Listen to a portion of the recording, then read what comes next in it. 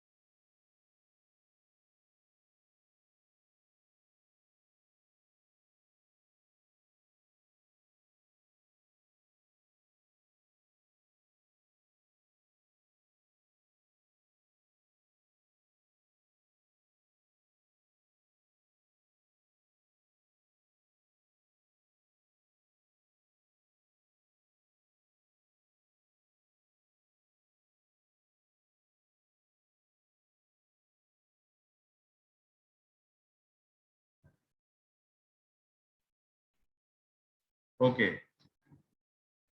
Now the PPT is visible in full mode. Yes, sir. Okay. Good. So this is the today's presentation scheme. We will review the lecture 2 first. Nandi Kumar has already explained that what we have done in the last lecture. So let me revise the lecture 2 first. Then after revision, we will understand these things like legend. ना कल किसी का problem आ रहा था कि legend नहीं show हो रहा है उसमें, है ना. डाटा टाइप 1, डाटा टाइप 2, है ना, सीरीज 1, सीरीज 2, या अपना जो भी हम लीजेंड खुद देना चाहें वो इसमें नहीं शो हो रहा है, किसी ने कहा था. तो आज इसको भी कर लेंगे. ठीक है. Plotting of the circle with polar coordinates, plotting of the circle with Cartesian coordinates, है ना. इस पे भी हम काफी सारे पॉइंट्स जनरेट करेंगे, उसको एक्सेल में कॉल भी कर लेंगे, है ना. कल पूछा भी था किसी ने. Then suppress operator will be discussed, है ना. सप्रेस ऑपरेटर का क्या यूज है और कैसे हेल्पफुल है, that we will discuss. Close figure command, है ना. Termination of the command is also required. When there is infinite loop, the program is not ending, how will we terminate?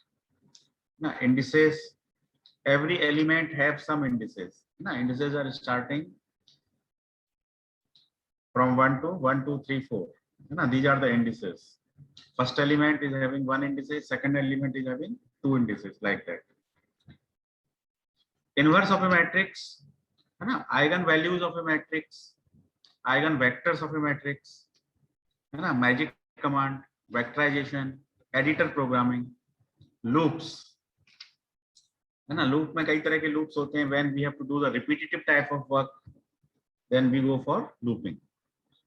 So for loop is there, while loop is there, do while loop is there, so many loops are there. Solution of the algebraic equations having 4 unknowns.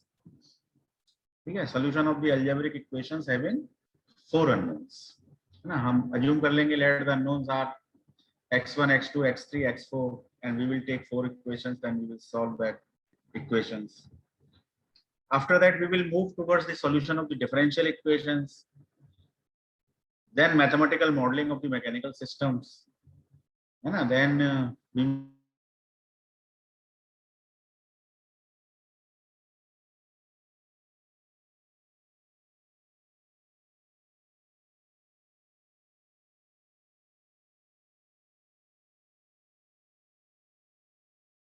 ना, these all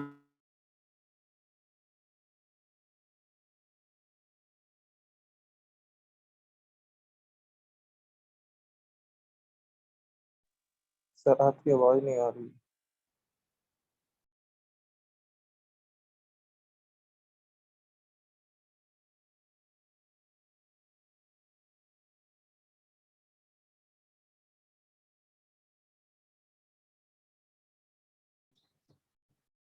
this is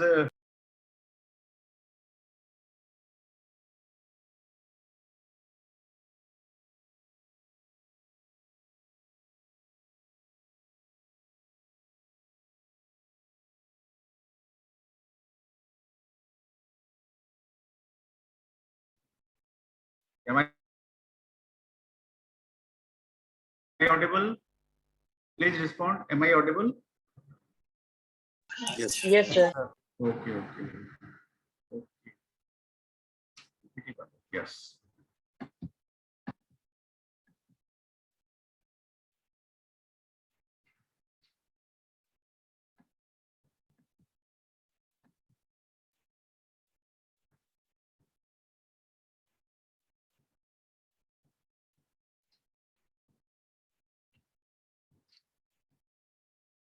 So just revision in 1 minute, है ना? Dot operator, है ना? It is a dot operator. So suppose first matrix is A, second matrix is B, and I have to multiply them. So it is a simple multiplication. It is a simple multiplication by matrix rule.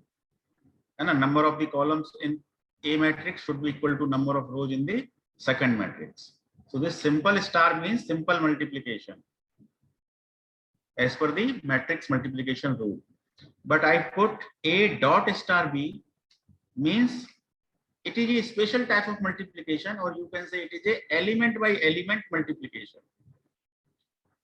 First element of A will be multiplied by first element of B. Second element of A will be multiplied by second element of B, and so on. Okay. So this is element by element multiplication, dot operator. It can also be used like this: A dot divide B. It means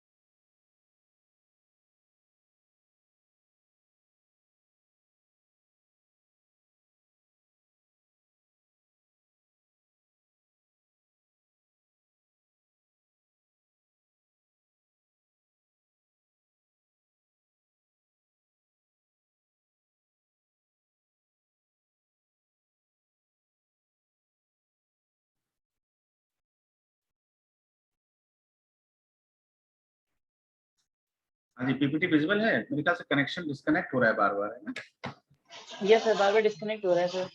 मैं जरा सा ऐसा करता हूँ कि mobile में hotspot भी on कर लेता हूँ।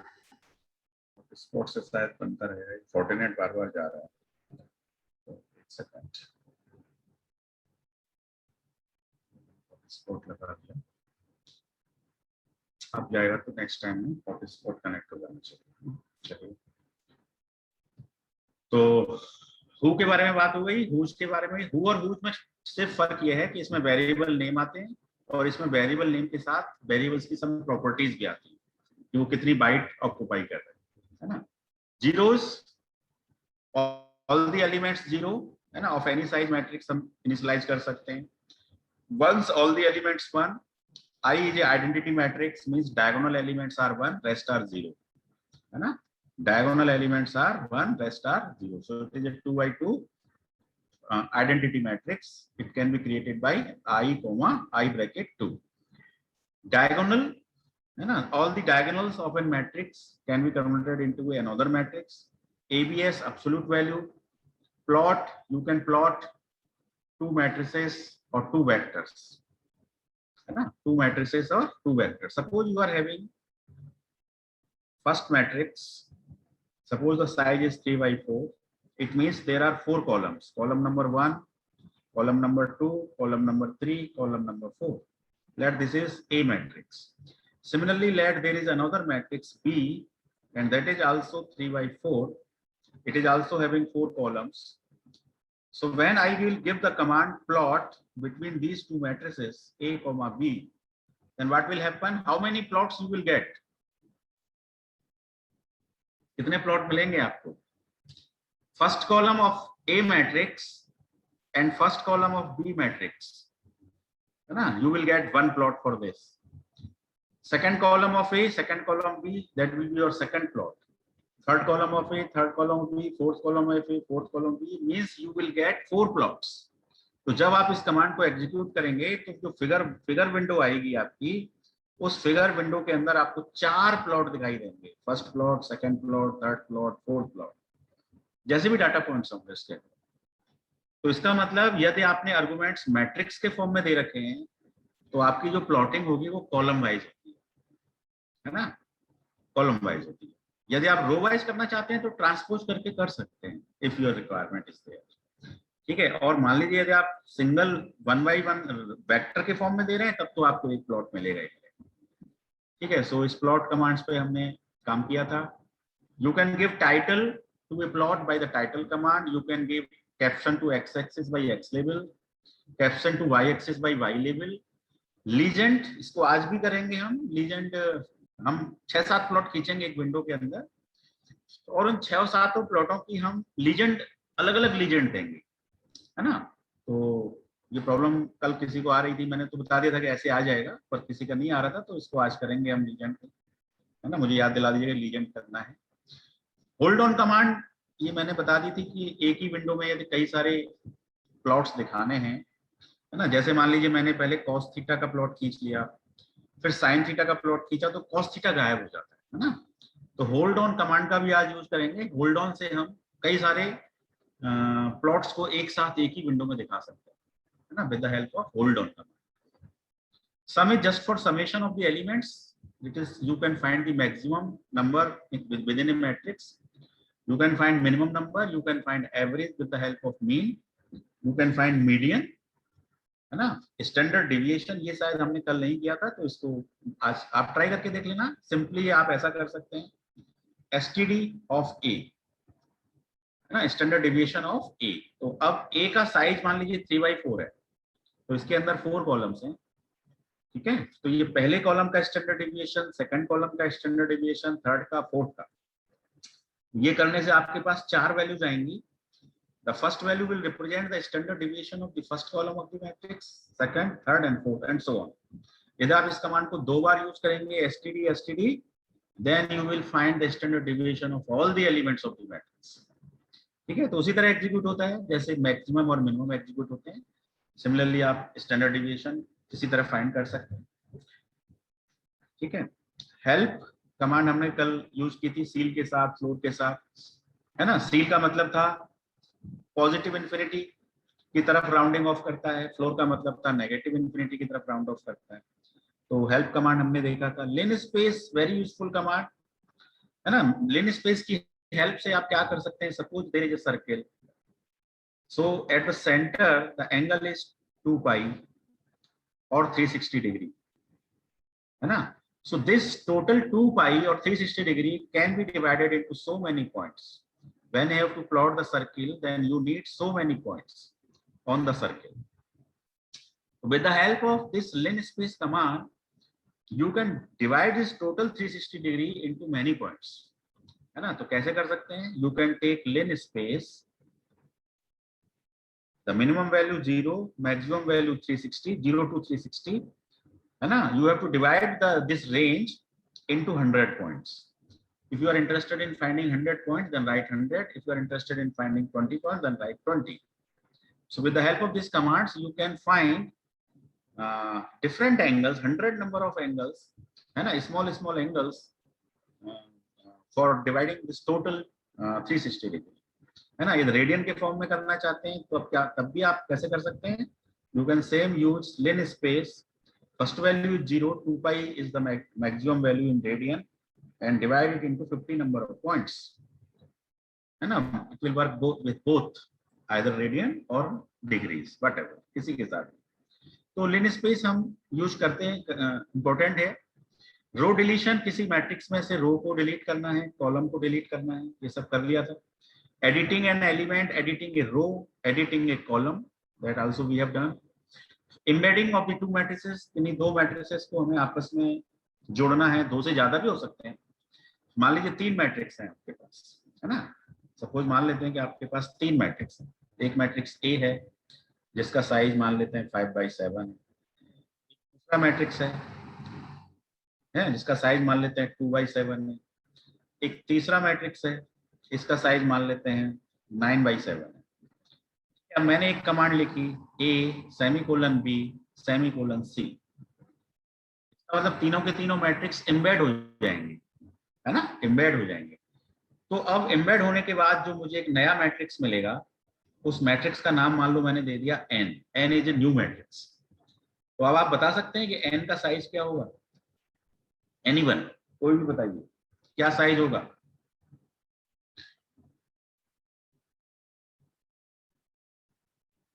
Easy question. तीनों को 16 into 7. साइज क्या बनेगा? Yes, 16 into 7. 16 into 7, very good, है ना, बिल्कुल सही है। तो the size will be 16 into 7। अब मैं एक और मैट्रिक्स बना रहा हूं, let the new matrix name is k। So k equal to, मैंने कहा a, b, c, ये भी एम्बेडिंग है, तब साइज क्या होगा? सर एरर दिखा देगा। यस, है ना, एरर दिखा देगा। तो उसके लिए मान लो मैंने साइज क्या होनी चाहिए, सब उनकी रो इक्वल होनी चाहिए। जैसे पहले का 5/7, दूसरे का 5/9, तीसरे का 5/3। यदि हम इनको एम्बेड करते हैं तब हमारा साइज क्या आएगा? 5/9, सर 16 आ जाएगा। 16 + 3 19, तो 5/9 साइज आ जाएगा। तो देखो ये भी एम्बेडिंग है, this is known as horizontal embedding, it is horizontal embedding, ठीक है। और यहाँ सेमीकोलन लगा हुआ है, that's why it is vertical embedding, it is vertical embedding. दोनों तरह की एम्बेडिंग भी हमने देख ली थी, एम्बेडिंग 2 और मोर मैट्रिसेस। रीशेप कमांड भी कर लिया था, मैट्रिक्स की डायमेंशन बदलना है, ट्रांसपोज सिंपली डैश से हो जाता है ना, row vector change into column vector change into row vector of a matrix. This is the revision of the last lecture and now I am moving one by one. तो सबसे पहले ना legend को करेंगे, प्लॉटिंग ऑफ, आज हम editor programming भी करेंगे, है ना। तो एडिटर प्रोग्रामिंग करेंगे, पहले सप्रेस ऑपरेटर है, टर्मिनेशन कमांड है ना। तो इन सबको लेते हैं वन बाय वन। तो मैं अब ओपन कर रहा हूँ आपकी Octave, I am now moving to Octave software. So I am stop sharing this, है ना, now I am stop sharing, I am sharing the Octave window. Yes yes sir screen share में ऐसा नहीं होता कि सर स्क्रीन शेयर हो जाए कि जिससे आप कुछ चेंज भी करेंगे तो स्क्रीन में दिखाएगा? हाँ, क्या कह रहे हो, फिर से बोलो। सर जूम में एक ऑप्शन होता है ना सर स्क्रीन शेयर का, हाँ तो सर स्क्रीन शेयर अगर होती है तो क्या अटकता है क्या सर स्क्रीन में, स्क्रीन शेयर में? हाँ, नहीं, एक साथ 2 स्क्रीन शेयर नहीं हो सकते ना।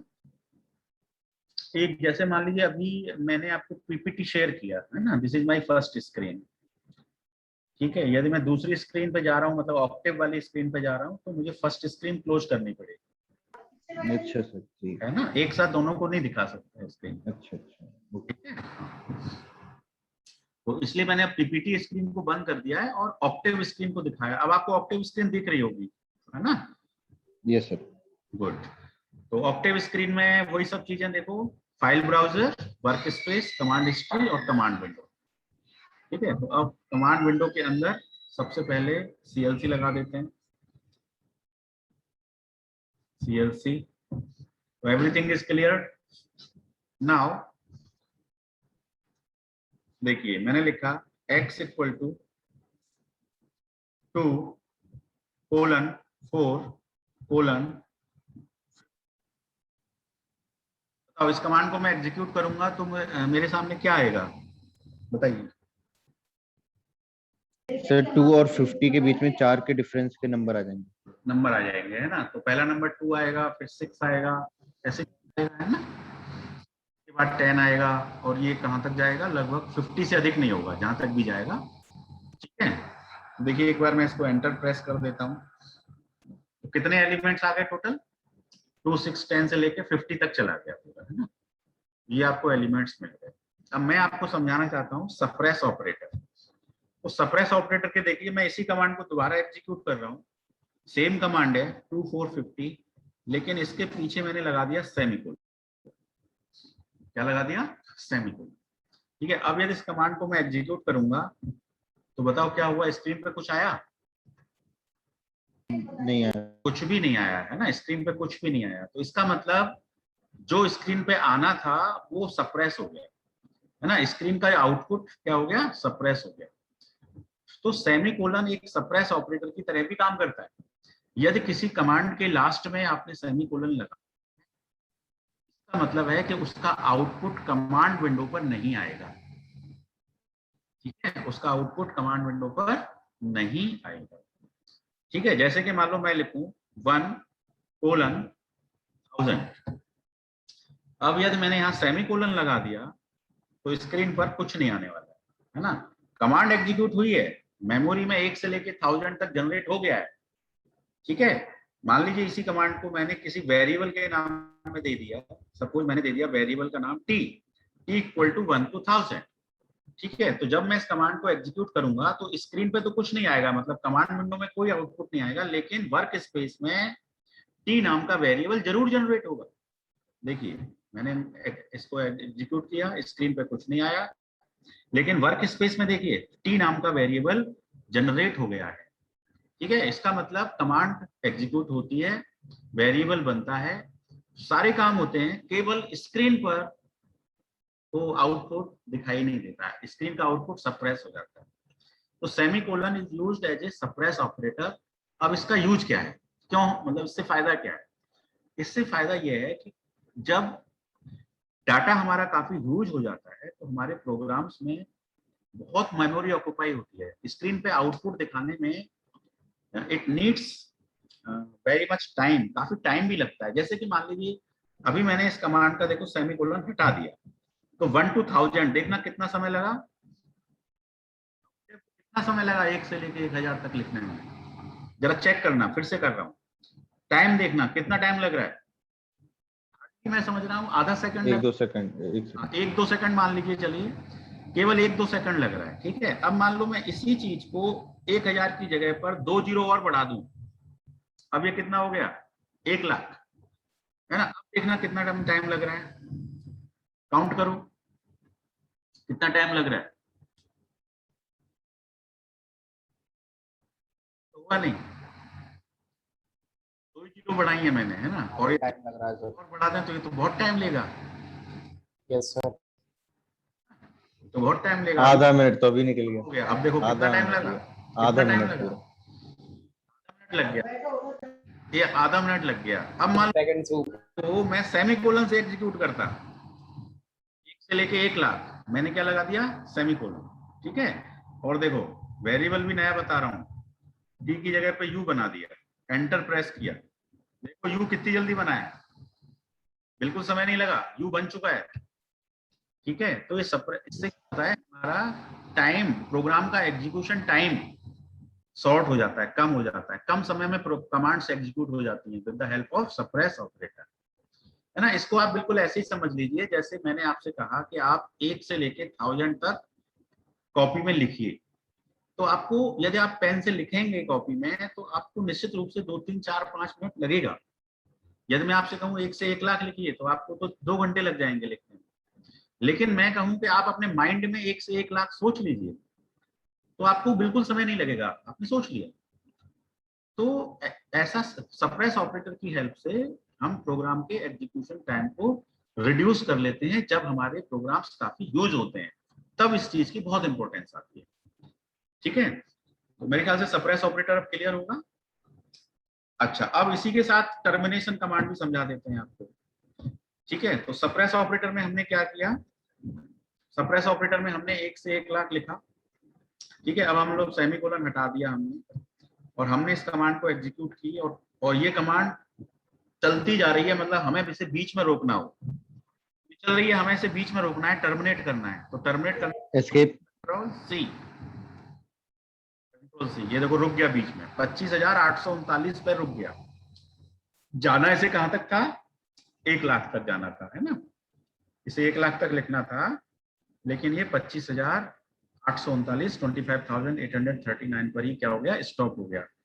तो ये टर्मिनेशन कमांड से स्टॉप हुआ। टर्मिनेशन कमांड होती है कंट्रोल सी, है ना, कीबोर्ड से आप प्रेस करेंगे कंट्रोल सी, लिख लीजिएगा इसको, है ना, कंट्रोल सी। लास्ट में क्विज होगी और क्विज में हो सकता है यूनिवर्सिटी की तरफ से कुछ प्राइजेस भी इस ग्रुप में, इस कोर्स में लॉन्च किए जाएं। तो आप सारी चीजों को नोट करते रहिए, रिवाइज करते रहिए और अच्छा अटेम्प्ट करिए क्विज में।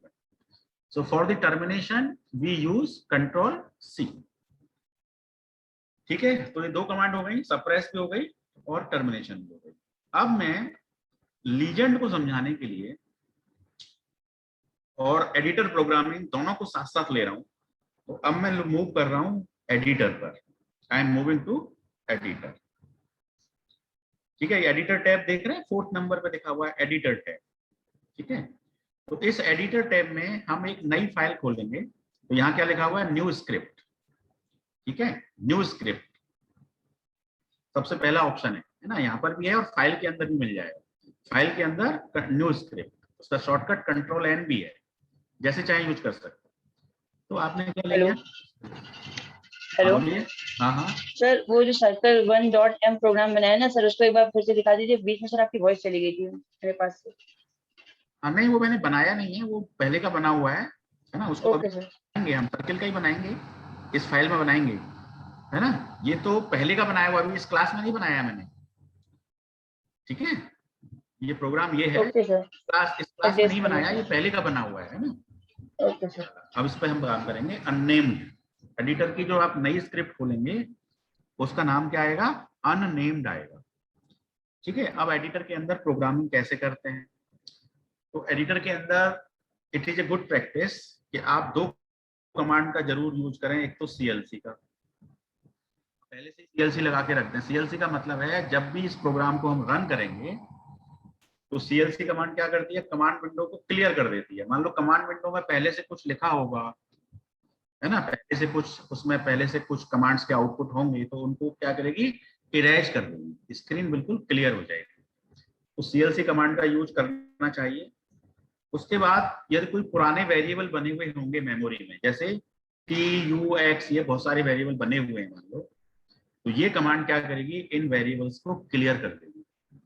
हाँ, तो CLC और क्लियर या क्लियर ऑल लिख सकते हैं। क्लियर और क्लियर ऑल से एक ही काम होता है। ठीक है, CLC क्लियर ऑल, ये तो हमें हमेशा लिखना ही चाहिए एडिटर। अब इसके बाद मान लीजिए कि हमें आज लीजेंड को समझना है, तो लीजेंड के लिए हम 6-7 प्लॉट खींच लेते हैं। ठीक है, क्या करते हैं, 6-7 प्लॉट खींच लेते हैं और उन 6-7 को हम क्या करेंगे, लीजेंड दे देंगे, लीजेंड बनाते हैं। ठीक है, तो मान लीजिए कि मैं 6-7 स्ट्रेट लाइन खींचना चाहता हूँ। I want to plot 6-7 straight lines. ठीक है, तो चलिए कैसे बनाए। स्ट्रेट लाइन की इक्वेशन क्या होती है, y = mx + c होती है, सिंपल, y = mx + c। ठीक है, तो x की जगह पर हम एक वेक्टर बना देते हैं, x की जगह पे हम एक वेक्टर बना देते हैं और मान लीजिए हमने वेक्टर बना दिया, है ना, एक लिन स्पेस से बना दिया वेक्टर, है ना, लिन स्पेस।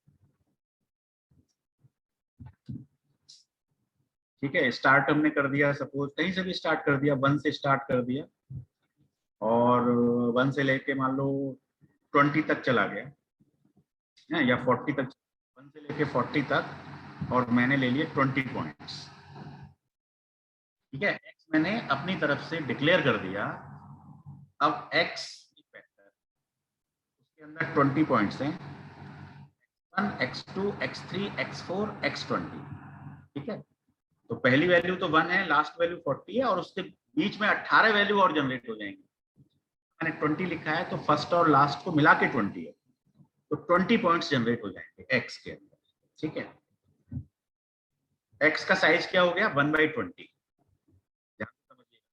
मेरी आवाज आ रही है ना सबको? बीच बीच में जा रही है। हाँ, तो x का साइज हो गया 1/20। अब मैंने लिखा y इक्वल टू, ठीक है, y इक्वल टू मैंने लिख दिया mx प्लस सी। अब m को मैंने डिक्लेयर कर दिया कि इसकी मान लो m इक्वल टू मैंने ले लिया let 3, m equal to 3 gradient होती है ना, m इक्वल टू 3। तो हमने लिखा y equal to m multiplied x plus c, है ना, c को भी इनिशियलाइज कर देते हैं।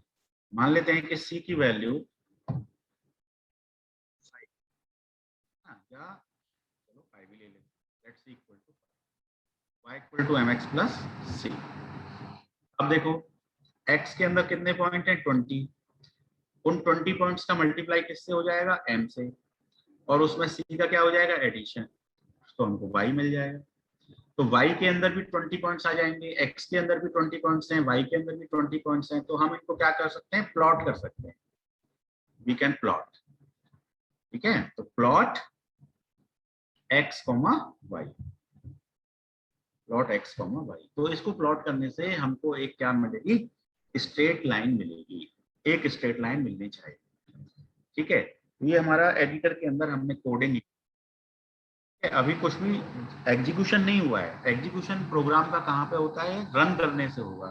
तो देखो ऊपर एक रन करके मेन्यू आ रहा है, फाइल, एडिट, व्यू, डीबग और रन। ये रन दिखाई पड़ रहा है सबको। अब इस रन पे क्लिक करेंगे तो यहाँ पे आ रहा है save file and run continue. ठीक है, तो इस पे क्लिक करेंगे तो ये सबसे पहले तो फाइल आपकी सेव होगी, उसको सेव करिए, उसका कुछ नाम दीजिए। ठीक है, और फाइल के नाम में ध्यान देने वाली बात है कि फाइल का नाम हमेशा अल्फाबेट से शुरू होना चाहिए। फाइल का नाम अल्फाबेट से शुरू होना चाहिए, A to Z, है ना, किसी डिजिट से, किसी न्यूमेरिक वैल्यू से स्टार्ट नहीं होना चाहिए, अल्फाबेट से शुरू होना चाहिए। और फाइल के नाम में, फाइल का नाम कितना भी लंबा हो सकता है, 256 कैरेक्टर तक हो सकता है, but there should not be any gap in the file name, है ना। जैसे मान लो फाइल का नाम आप लिख रहे हैं ओंकार निगम, तो ओंकार और निगम के बीच में गैप नहीं होना चाहिए।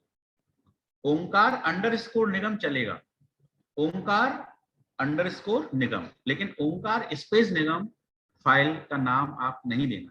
उससे आगे आपकी फाइल जरूर सेव हो जाएगी, लेकिन रन करने पर प्रॉब्लम्स आएंगी। तो be careful, file name should start with the alphabet and there should be no gap in the file name. तो चलिए इसको सेव करते हैं, फाइल को सेव किया। तो अब ये फाइल कहाँ पे सेव हो रही है, डी ड्राइव के अंदर, जॉवेक में, जॉवेक के अंदर। रिकॉर्डिंग जॉवेक में मुझे नहीं करना है, मुझे जॉवेक के अंदर ही करना है ना। तो मैं इसमें वापस इसको सर्च कर लेता हूँ, डी ड्राइव में जॉवेक, और जॉवेक के अंदर मैंने बना रखा है प्रोग्राम्स फॉर जॉवेक। ठीक है, एक फोल्डर बना दिया मैं, यहीं पर मैं अपने सारे प्रोग्राम सेव कर रहा हूँ। तो इस प्रोग्राम को मैंने नाम दे दिया P2। ठीक है, इट इज ए P2। अब देखो फाइल का नाम P से शुरू हुआ, अल्फाबेट से शुरू हुआ, बाद में न्यूमेरिक वैल्यू हो सकती है P2। यदि मैं इसका नाम 2P रखूं, मतलब 2 पहले P बाद में, तो फिर गलत है। P2 is okay, P3 is okay, P4 is okay, है ना। It should start with the alphabet. So P2 octave files .m extension इसका अपने आप आएगा। सेव करिए, सेव करते ही फाइल आपकी क्या हुई, सेव हो गई। ठीक है, सेव करने के बाद में आप कमांड विंडो पे देखेंगे तो देखो आपको कुछ आ रहा है कि यहाँ पे लिखा हुआ, अभी तो कोई आउटपुट आया नहीं, है ना। तो वापस एडिटर में आइए, रन पे जाइए, सेव फाइल एंड रन पे क्लिक करिए। ठीक है, तो अब आपकी डायरेक्टरी कौन सी है, देखो यहाँ पे कौन सी डायरेक्टरी खुली हुई है, डी ड्राइव, जॉवेक, रिकॉर्डिंग जॉवेक। और आपने फाइल कहाँ पे सेव की थी, बताओ, आपने की थी जॉवेक के अंदर प्रोग्राम्स। तो आप उस पर जाके उसको सर्च करें, ठीक है, अब सर्च आप कैसे करेंगे, यहाँ पे ब्राउज फोल्डर है, या एक स्टेप अप जाइए, है ना, डी के अंदर जॉवेक, और जॉवेक के अंदर आपके फोल्डर्स कौन से थे, प्रोग्राम्स, प्रोग्राम्स ऑफ फॉर जॉवेक, ये फोल्डर मैंने सेलेक्ट किया। तो देखो अब दो फाइलें मुझे दिख रही हैं, P1 and P2, so this is my current directory.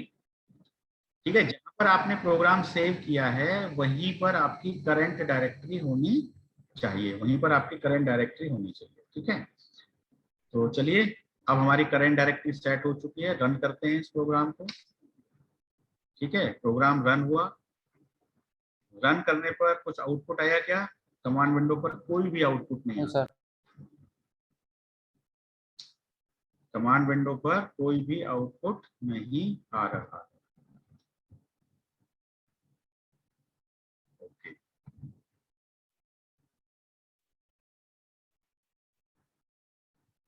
एक सेकंड, इसको मैं कॉपी कर लेता हूँ जरा, है ना।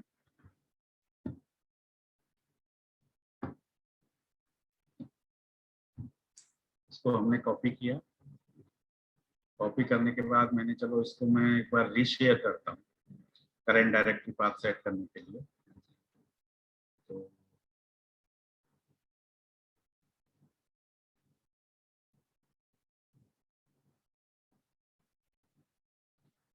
जस्ट वेट करिएगा।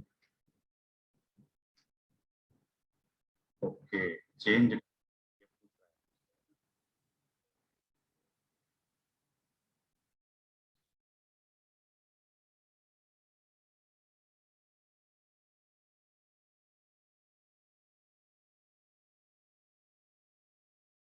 तो देखिए अब ये जो नीचे ऑक्टेव का आपको फोल्डर अभी शेयर नहीं है मेरे ख्याल से, है ना, एक सेकंड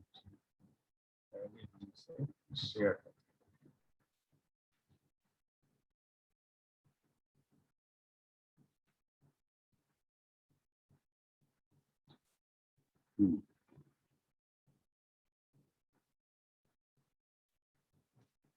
यस, मुझे बताइएगा क्या आपको ऑक्टेव वाली विंडो शेयर हो रही है?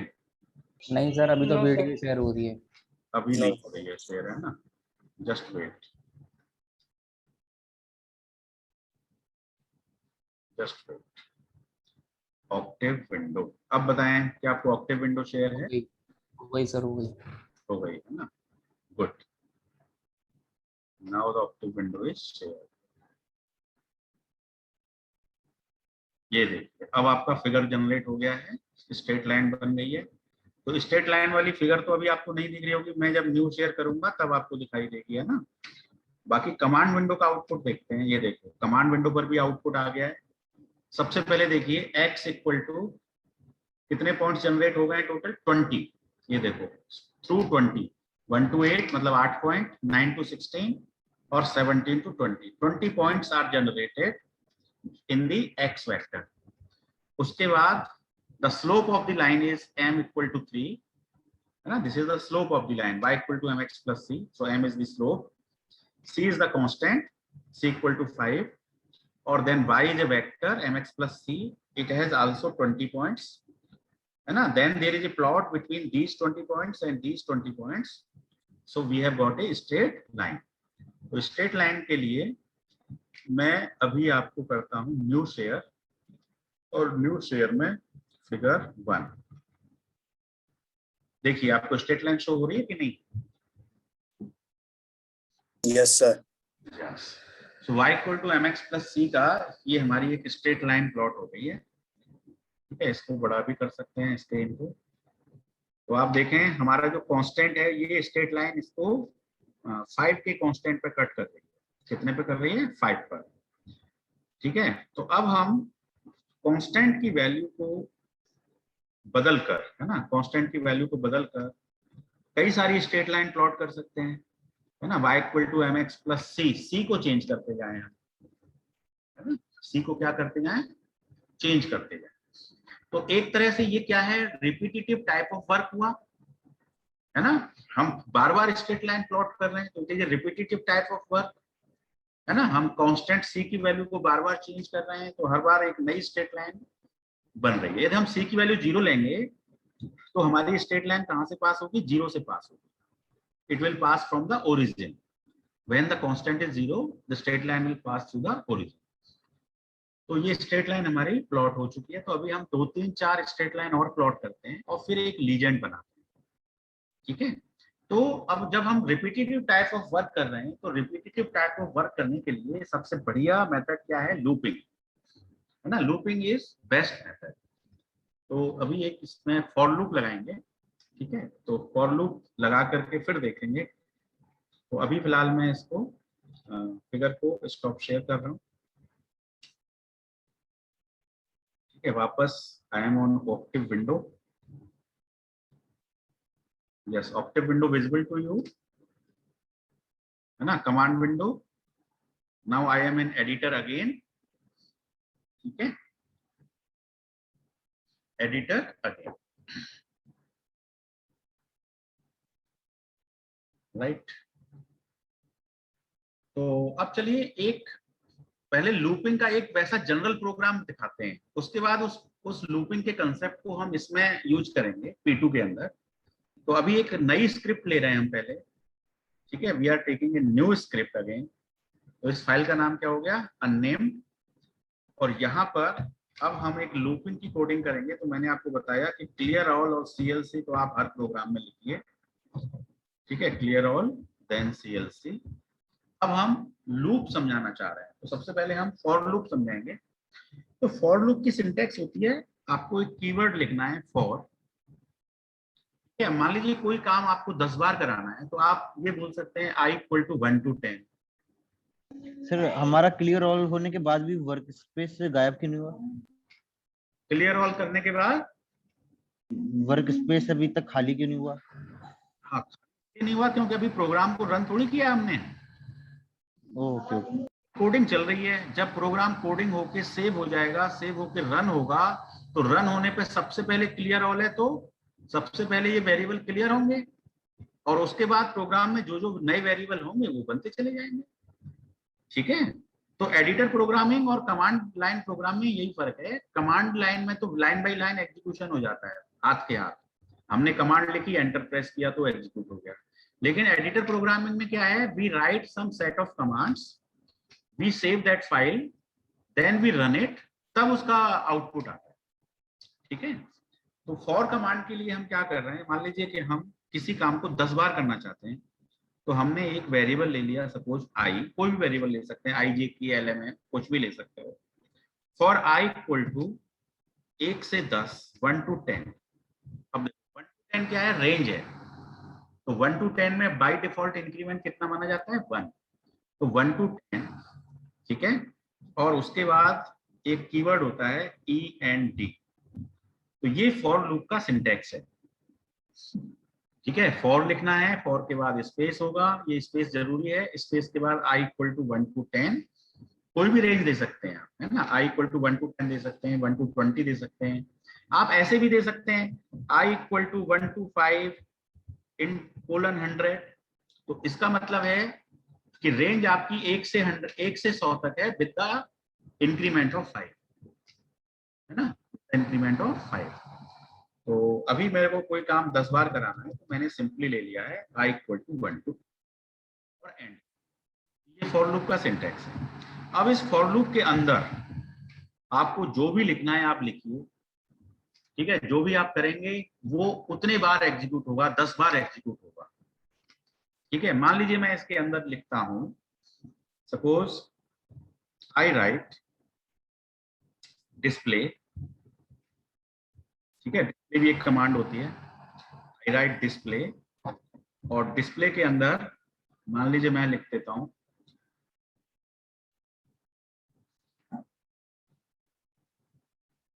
ओंकार निगम। ठीक है, बंद कर दिया, और बंद करने के बाद हमने लास्ट में ब्रैकेट बंद कर दिया। तो क्या हुआ, i = 1, पहले i = 1 है, display Onkar Nigam will be display. फिर i की वैल्यू कितनी हो जाएगी, 2, Onkar Nigam will be again display. फिर i = 3, Onkar Nigam again display. जब i equal to 10 again displayed, फिर i इक्वल टू जैसे ही 11 होगा then this program will end हो जाएगा 10 तक जाने के बाद।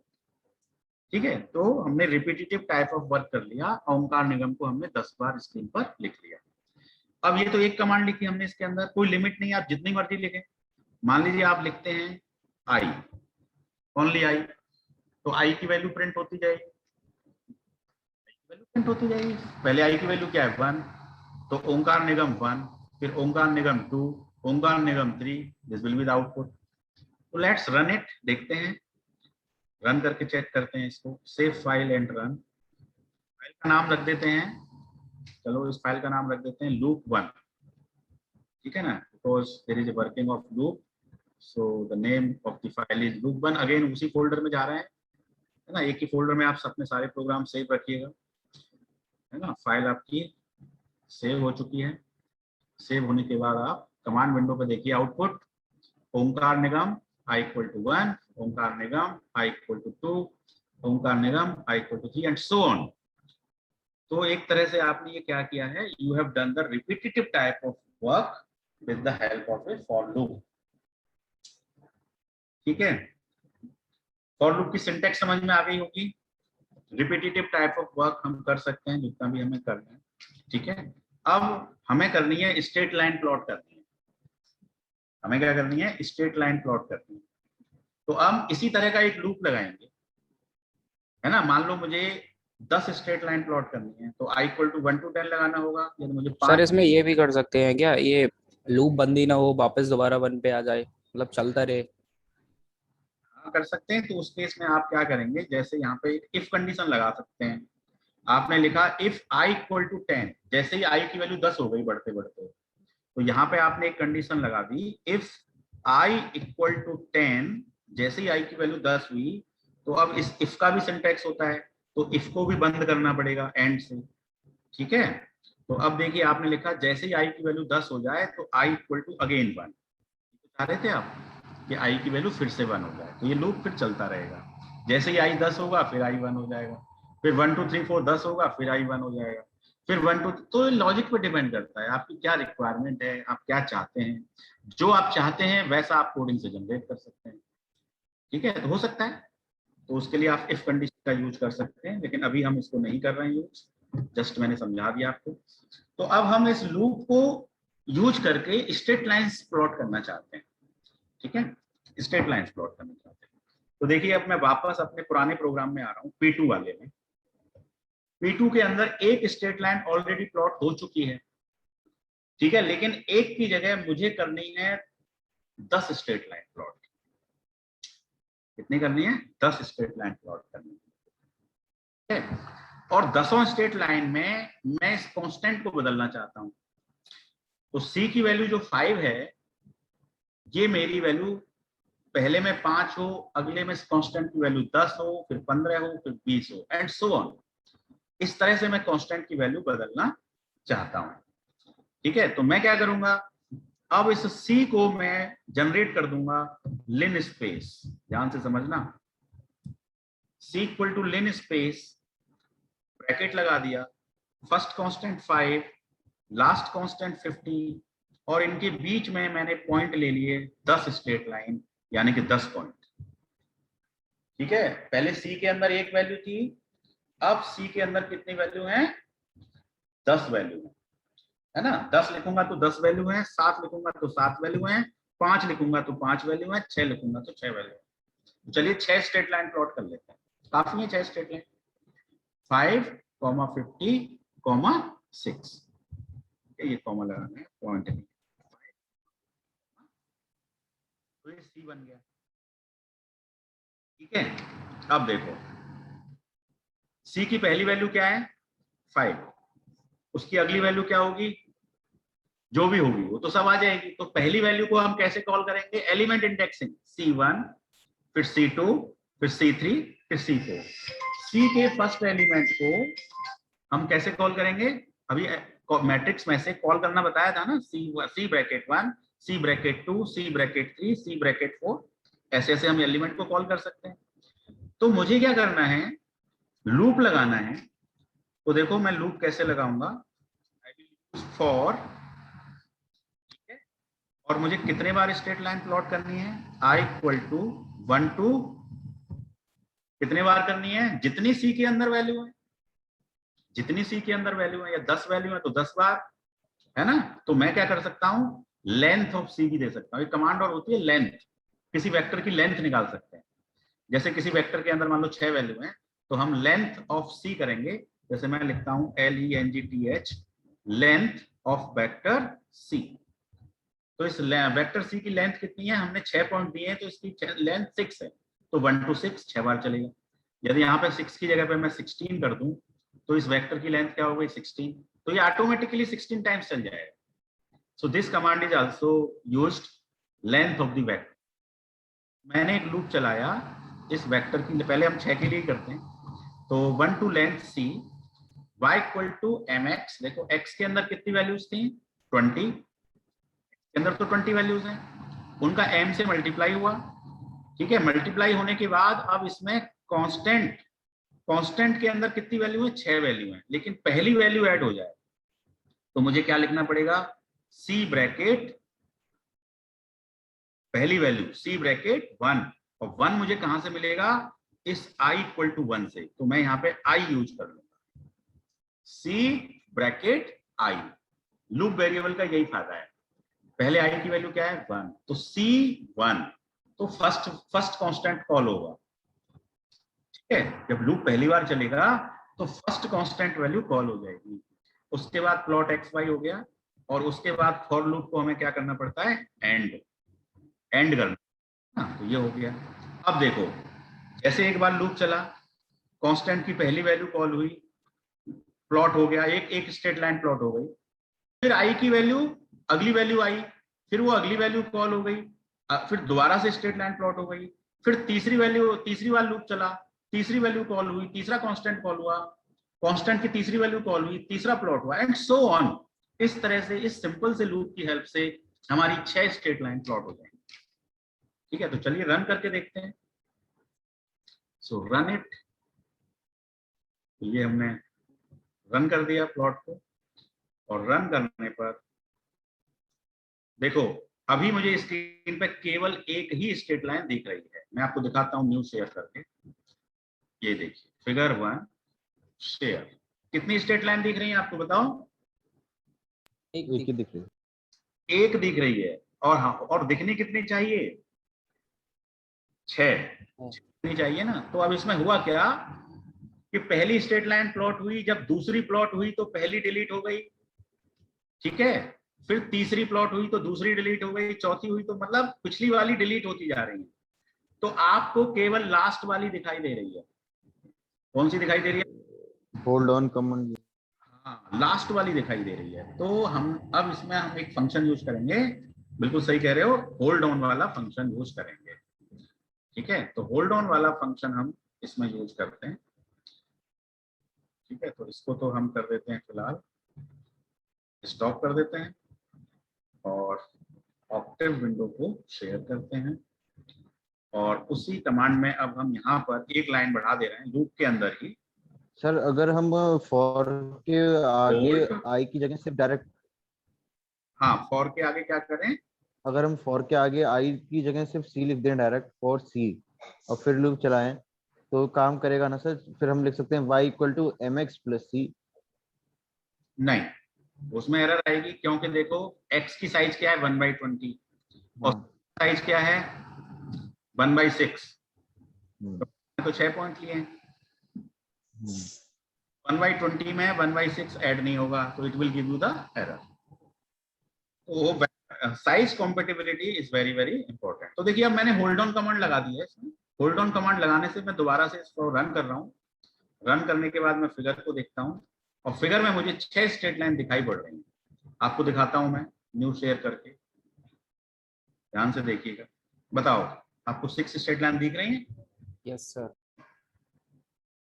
विजिबल? ये देखिए 1 2 3 4 5 6, तो आपकी अब 6 स्ट्रेट लाइन हो गई, ठीक है। अब इन 6 लाइन में हम एक बना लेते हैं लीजेंड, है ना, तो आपके लीजेंड का पर्पस भी सॉल्व हो जाएगा। तो अब मैं इस फिगर को क्लोज कर रहा हूँ। फिगर दिख रहा है ना सबको, with 6 straight lines. Sir Yes, sir. Intersection point नहीं दिखेगा? हाँ, इंटरसेक्शन है ही नहीं, पैरेलल है ना सारी की सारी, क्योंकि सबका नहीं नहीं, बाई एक्सिस पे सी जो हाँ। दिखा था वो। क्या कह रहे हो? सर वाई एक्सिस पे इंटरसेक्शन। नहीं, वो इसलिए नहीं दिखा क्योंकि आपकी एक्स की रेंज कहां से शुरू हो रही है। देखो आपने एक्स वेक्टर कहां से बनाया हुआ है, 1 से। देखो एक्स वेक्टर कहां से स्टार्ट किया आपने, 1 से। 1 से नहीं, 1 से किया है या 5 से किया है, ध्यान से देखो आप हाँ। कोडिंग में देखो कहां से किया है। तो इसलिए वो दिखाएगा। यदि आप एक्स की वैल्यू नेगेटिव से स्टार्ट करोगे तो फिर इंटरसेक्शन भी दिखाएगा। ठीक है, तो देखिए मैं इसको स्टॉप शेयर करता हूं यहाँ पे, ये मैंने स्टॉप शेयर किया और मैं वापस ऑक्टेव विंडो में आ गया। अब देखो ऑक्टेव विंडो मैंने एक्स को स्टार्ट किया था 1 से, है ना। यदि 1 की जगह पे मैं इसको माइनस कर दूं, है ना, -5, तो फिर ये इंटरसेक्शन दिखा देगा, उस हिसाब से दिखा देगा फिर तो। ठीक है, तो अब मैं आपको समझाना चाह रहा हूँ लीजेंड। देखिए ये लेंथ का एक बार बताना, ये लेंथ जो लेंथ, ये वाली लेंथ, इस लेंथ को समझ लीजिए, मैं यहाँ समझा देता हूँ हाँ कमांड में, यहाँ अच्छे से सर, ये मैं समझा रहा हूँ। देखो एक मैंने सी वेक्टर बनाया, ठीक है, मान लो मैंने लिखा सी इक्वल टू कुछ भी लिख दिया, मान लो मैंने लिख दिया 1:20, 1:20। देखिए सी का आउटपुट क्या आया, 1 से लेके 20 तक आ गया। ठीक है, अब मैं मान लो लिखता हूं length of C, length of C. तो लेंथ ऑफ सी का मतलब है कि इसके अंदर कितने एलिमेंट है, how many elements this vector contains. तो आंसर में क्या देगा ये 20, सो आंसर इज 20। तो लेंथ का मतलब है कि उस वेक्टर के अंदर कितनी वैल्यूज है ना। कभी कभी हमें पता नहीं रहता, जैसे मान लो मैंने इसी वेक्टर को ऐसे बनाया होता, लिन स्पेस, मान लो मैंने ऐसे बनाया होता लिन स्पेस, पहली वैल्यू 2, लास्ट वैल्यू 40, ठीक है, और इसके अंदर मान लीजिए मैंने दे दिया 23, तो अब इसकी लेंथ कितनी हो गई, 23 हो गई, है ना। तो अब मैं इसको यदि सेमीकोलन मैंने लगाया रखा है मान लो, तो आउटपुट सप्रेस हो गया। तो सप्रेस होने के बाद मैंने लिखा लेंथ, है ना, LENGTH, लेंथ ऑफ वेक्टर, आपका आंसर 23 आ जाएगा। तो लेंथ एक ऐसा फंक्शन है जो सिर्फ आपको नंबर ऑफ द एलिमेंट्स बता देता है किसी वेक्टर के अंदर। ठीक है सर। ठीक है, ये तो होल्ड ऑन हमने समझ लिया। अब हमारा लूपिंग भी हमने समझ ली, एडिटर प्रोग्रामिंग भी हमें कुछ हद तक आ गई, है ना, हल्की सी स्टार्टिंग। अब मान लो हम इसमें लीजेंड देना चाहते हैं, तो 6 स्टेट लाइन है, तो 6 को कुछ लीजेंड देते हैं, है ना, स्टेट लाइन 1, स्टेट लाइन 2, ऐसे कुछ भी अपना बना लेते हैं।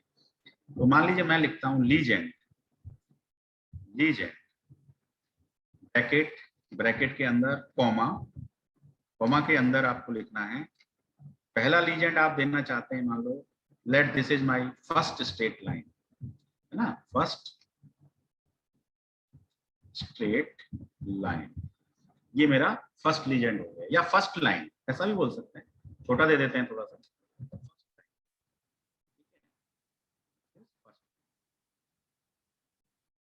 अब फिर कॉमा लगाइए, ठीक है। अब मैं इसको कॉपी कर लेता हूं,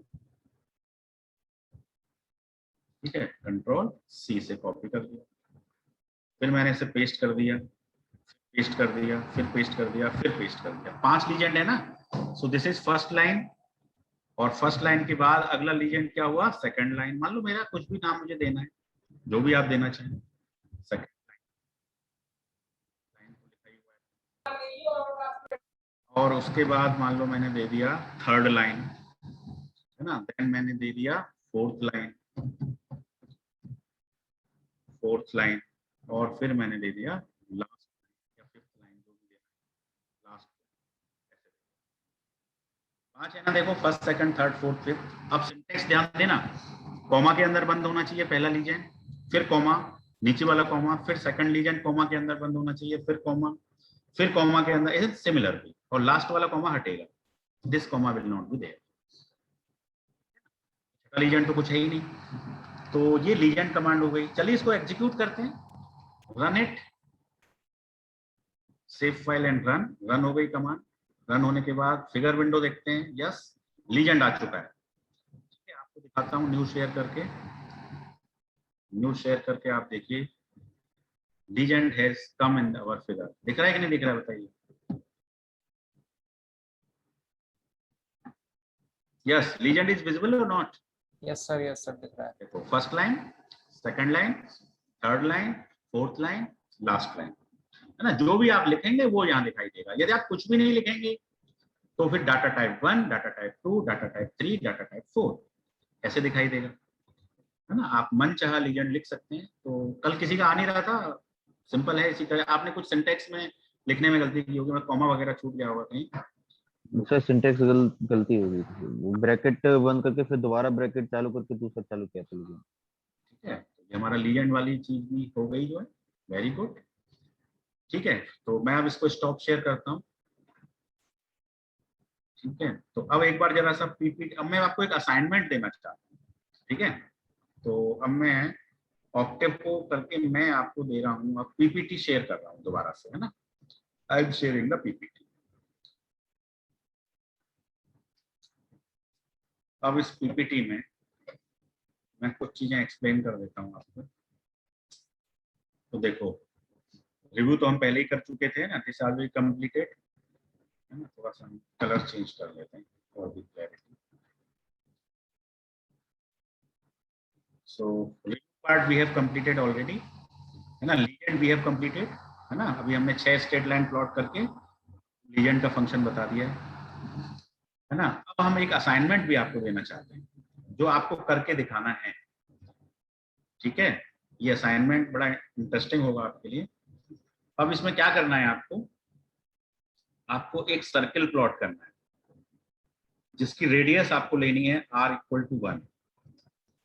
क्या लेनी है आपको? r equal to 1, radius of the circle. This is first circle. फिर आपको एक दूसरा सर्किल बनाना है जिसकी रेडियस आपकी होगी 2, है ना। और इस तरह से आपको करीब 5 सर्किल बनाने हैं, 1 2, then third circle, then fourth circle, then fifth circle. ठीक है, ऑक्टेव की हेल्प से 5 सर्किल बनाने हैं और उन पांचों की जो रेडियस है, पहले की 1, दूसरे की 3 ले लीजिए, फिर 5, फिर 7 और फिर 9, है ना। ये आपकी रेडियस है। अब सर्किल की इक्वेशन आप सभी जानते हैं, x square plus y square equal to r square होती है ना।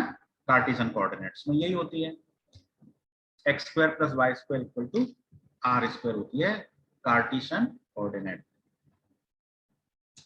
पोलर कोऑर्डिनेट में सर्किल की इक्वेशन, पोलर कोऑर्डिनेट्स में सर्किल की इक्वेशन क्या होती है, कोई भी बताइए। In polar coordinates the equation of the circle is Sir, r equal to cos theta. Sorry, r x cos equal to r theta cos theta and y and r, y r equal sin to, theta. R very sin good, theta. very good. So this is the equation in polar coordinates. ठीक है, तो अभी आप शुरू में क्या करिएगा, polar coordinate से आपको इक्वेशन थोड़ा इजी पड़ेगी, तो आप पोलर कोऑर्डिनेट का यूज करिएगा। ठीक है, और आप एक सर्किल प्लॉट करिएगा। ठीक है, कि जब एक सर्किल प्लॉट हो जाएगा तो फिर उसको लूप से आप कई सारे सर्किल्स में कन्वर्ट कर देना। तो इस तरह से आपके कई सारे कंसंट्रिक सर्किल्स बन जाएंगे, कंसंट्रिक सर्किल्स बन जाएंगे। तो ये आपके लिए असाइनमेंट है। ठीक है, अब इस असाइनमेंट को आप बताओ कर पाओगे या नहीं कर पाओगे। मैं थोड़ी सी हिंट दूं पहले आप। सर एक सर्कल बनवा दीजिए। एक सर्किल बनवा देता हूँ, है ना, बाकी फिर आप करना। ठीक है, चलिए मैं करवाता हूँ। अभी पहले थोड़ा पीपीटी में आगे बता दूं। तो ये असाइनमेंट आप सभी लोग स्क्रीनशॉट ले लीजिए, ये आपको करना है और मुझे सबमिट करना है। मेल से सबमिट करिएगा। मेरा मेल एड्रेस है raj.sharma@gla.ac.in। ठीक है, व्हाट्सएप मत करिएगा, मेल से सबमिट करिएगा, तो उससे रिकॉर्ड रहेगा ये कि मेरे पास किस किस का असाइनमेंट आया है। ठीक है, तो raj.sharma@gla.ac.in और अपना नाम, रोल नंबर वो भी लिख देना उसमें। ये पता लगना चाहिए कि असाइनमेंट किसका है, किसने सबमिट किया है। ओके, तो सर कोड वाली फाइल आपको भेजनी है इसकी कि मतलब जो प्लॉट करवाएगा उसकी पिक? दोनों दोनों है ना। जो okay figure sir. Figure one window आई थी ना अभी, जो हमने देखी थी, जिसमें स्ट्रेट लाइन आ गई थी बहुत सारी, जैसे ऐसे एक विंडो आई थी ना, पहली स्ट्रेट लाइन, दूसरी, तीसरी, चौथी, पांचवी ऐसे आई थी।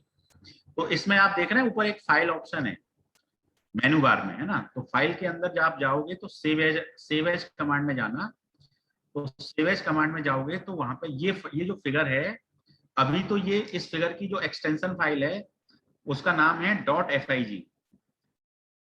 ठीक है, इसकी जो एक्सटेंशन है वो .fig है। तो ये fig फाइल जो है वो वहीं पे खुलेगी जहां पे ऑक्टेव लोड होगा, है ना। जिस सिस्टम में ऑक्टेव लोड नहीं है वहां पर ये फाइल ओपन नहीं होगी।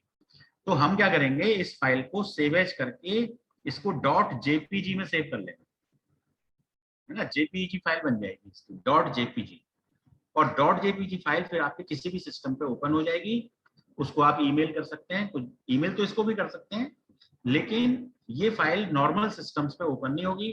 जेपीजी फाइल कहीं भी ओपन हो जाएगी और इसे आप किसी रिसर्च पेपर में पेस्ट कर सकते हैं, है ना। रिसर्च पेपर के अंदर डाल सकते हैं, यूज कर सकते हैं। तो ठीक है, जेपीजी फाइल में सेव करके मुझे बता दें। मैं वापस आ रहा हूँ। तो plotting of the circle with Cartesian coordinate. तो आपका असाइनमेंट कभी कार्टेशियन से नहीं है, आपका असाइनमेंट पोलर से है। ठीक है, पोलर से। फिर सप्रेस ऑपरेटर हम ऑलरेडी समझा चुके हैं आपको। सेमीकोलन को सप्रेस ऑपरेटर कहते हैं। ठीक है, सेमीकोलन के कई यूज हैं, कई यूज हैं। एक तो देखो, मैं सेमीकोलन के यूज बता दूं आपको। सेमीकोलन का एक यूज है सप्रेस करना, किसी आउटपुट को सप्रेस कर देता है कमांड विंडो में। सेमीकोलन का एक दूसरा यूज है किसी रो को एंड कर देता है। एक रो मैट्रिक्स के अंदर यदि इसे इस्तेमाल किया गया है तो रो एंडिंग के लिए भी इसका यूज होता है। ठीक है, सेमीकोलन का यूज, ठीक है, रो एंडिंग के लिए। और जब हम एम्बेडिंग करते हैं दो मैट्रिक्स की, वर्टिकल एम्बेडिंग करते हैं, तब भी सेमीकोलन का यूज करते हैं, है ना। जैसे पहला मैट्रिक्स ए सेमीकोलन, दूसरा मैट्रिक्स बी सेमीकोलन, तीसरा matrix C. So it is a vertical embedding. ठीक है, तो कई सारे यूज में सेमीकोलन का इस्तेमाल होता है ऑक्टेव के अंदर या मैटलैब के अंदर, सेम ही है। सो सप्रेस के लिए, रो एंडिंग के लिए, एम्बेडिंग के लिए। एम्बेडिंग और रो एंडिंग एक ही बोल सकते हैं क्योंकि इसमें भी वर्टिकल एम्बेडिंग हो रही है, तो रो एंडिंग ही एक तरह से। तो ध्यान रखिए इसको। सप्रेस ऑपरेटर हम बता चुके हैं। क्लोज फिगर कमांड बहुत सिंपल है। क्लोज फिगर से फिगर बंद हो जाती है। जैसे जब कई सारे प्रोग्राम में बहुत सारे फिगर बनते हैं, है ना, तो प्रोग्रामर ये चाहता है कि ये वाली फिगर इस वक्त क्लोज हो जाए, वो वाली फिगर आ जाए। तो इस कमांड की हेल्प से वो फिगर को बंद करा सकता है ना। बहुत ज्यादा ऐसा यूज नहीं है इसका। तो उसको क्लोज फिगर, जैसे ही आप क्लोज फिगर लिखेंगे और ब्रैकेट में आपने लिखा 3, तो इसका मतलब आपकी थर्ड फिगर बंद हो जाएगी। यदि 1 लिखोगे तो फर्स्ट फिगर बंद हो जाएगी। तो ये सिंपल है, आप स्वयं इसका इस्तेमाल करके देख लेना। टर्मिनेशन मैंने आपको बता दिया, इसके लिए शॉर्टकट है Ctrl+C, Ctrl+C, है ना, that we have already done. Indices तो हम यूज कर ही रहे हैं, एलिमेंट कॉल किए थे, जैसे अभी हमने C ब्रैकेट I किया था। तो ये I बेसिकली क्या था, इंडिसेस था, इंडिसेस। तो जब I की वैल्यू 1 थी तो C ब्रैकेट 1 यानी कि पहला एलिमेंट कॉल हो रहा था। जब लूप दोबारा चल रहा था तो C ब्रैकेट 2, क्योंकि I की वैल्यू जब तक बढ़ चुकी थी। इसी तरह से C bracket 3, C bracket 4 and so on. So these are known as indices. उसके बाद inverse of a matrix, inverse of a matrix, ये जरा नोट कर लीजिए। इनवर्स ऑफ ए मैट्रिक्स बहुत आसान है ना। इनवर्स के लिए कुछ नहीं है, एक छोटी सी INV शॉर्टकट कमांड होती है। INV ऑफ ए, मान लीजिए कोई मैट्रिक्स ए है आपके पास और उस मैट्रिक्स का आप इनवर्स निकालना चाहते हैं, तो INV ब्रैकेट। एक जगह जरा इसको नोट करिए, अभी दोबारा जब ऑक्टेव विंडो में जाएंगे तो हम इस INV को भी यूज करें। ठीक है, just note it down, INV। मैं भी एक जगह लिख लेता हूँ अपने पास। ठीक है, आइगन वेक्टर के लिए मैं बता देता हूँ। आइगन वेक्टर के लिए सिंपली होता है EIG, है ना। इनवर्स के लिए INV, इसके लिए EIG। मान लो कोई मैट्रिक्स है और उसकी आपको आइगन वैल्यूज निकालनी है। ठीक है, आइगन वैल्यूज, तो उस केस में EIG/A, ठीक है, और आइगन वेक्टर्स, तो इन दोनों को भी हम देखेंगे। उसके बाद एक मैजिक कमांड है ना, magic command. Magic command basically क्या है कि किसी मैट्रिक्स में, मतलब ये एक तरह का मैजिक मैट्रिक्स बनाती है, ठीक है। मैजिक मैट्रिक्स से हमारा मतलब ये है, मैजिक मैट्रिक्स बनाती है, इसका मतलब ये है कि जैसे मान लो कोई मैट्रिक्स है, मान लीजिए उस मैट्रिक्स का साइज है 7/7, ठीक है, तो इसमें कितनी रोज होंगी? रो होंगी आपकी 7, 1 2 3 4 5 6 7 रोज होंगी। तो इन सभी 7 रो का जो समेशन आएगा वो बराबर आएगा, है ना, इक्वल। तो पहली रो का जो समेशन होगा वही दूसरी रो का भी समेशन होगा। तो मान लेते हैं कि समेशन की वैल्यू s है, तो पहला, दूसरा, तीसरा सभी का टोटल कितना आएगा? s आएगा। इसी तरह से इसके अंदर कॉलम भी 7 होंगे, तो उनका समेशन भी s आएगा, सभी का टोटल s आएगा। और इसके अंदर जो डायगोनल्स होंगे उनका टोटल भी s ही आएगा, है ना। डायगोनल भी दो होते हैं, एक मेन डायगोनल और एक ऑफ डायगोनल, तो ऑफ डायगोनल का टोटल भी s आएगा। तो इस तरह के जो मैट्रिक्स होते हैं उनको हम मैजिक मैट्रिक्स कहते हैं, ठीक है। तो इस मैजिक कमांड की हेल्प से हम इस तरह के मैट्रिक्स जनरेट कर सकते हैं। तो इसको भी लिख लीजिए, अभी करके दिखा देंगे इसको, है ना, मैजिक। वापस आ रहे हैं हम अपने मैजिक हो गया। अब देखो वेक्टराइजेशन। वेक्टराइजेशन हम आपको ऑलरेडी एक्सप्लेन कर चुके हैं। अब वो कैसे कर चुके हैं ये देखो, हमने अभी एक एक्स मैट्रिक्स बनाया था, जब हम स्ट्रेट लाइन प्लॉट कर रहे थे तो हमने we have made the x matrix. अब इस एक्स मैट्रिक्स का जो साइज था वो साइज था 1/20। हमने 20 पॉइंट्स लिए थे ना, 1/20। फिर हमने y इक्वल टू लिखा था mx + c लिखा था।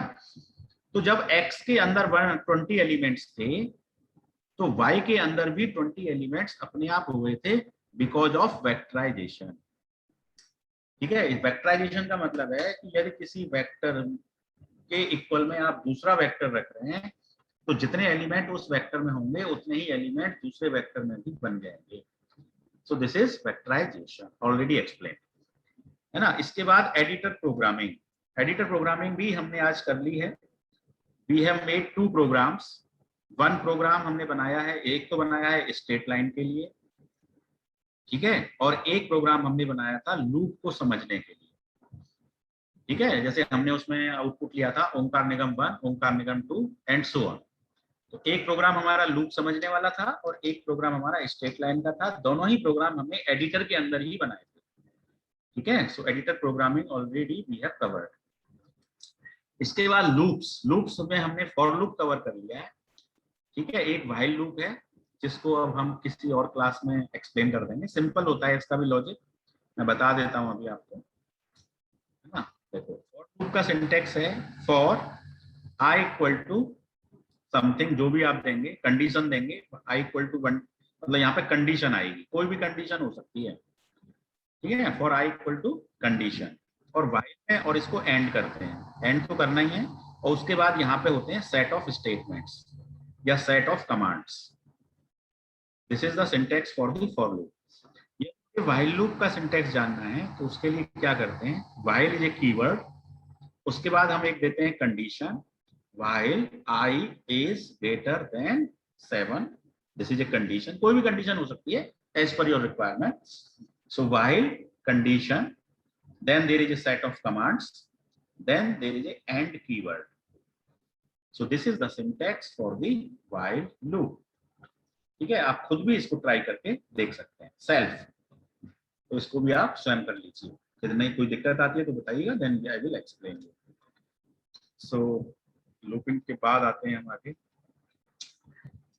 Solution of the algebraic equations having 4 unknowns, ठीक है। अब इसको भी मैं थोड़ा सा एक्सप्लेन कर देता हूं। सॉल्यूशन ऑफ एल्जेब्रिक,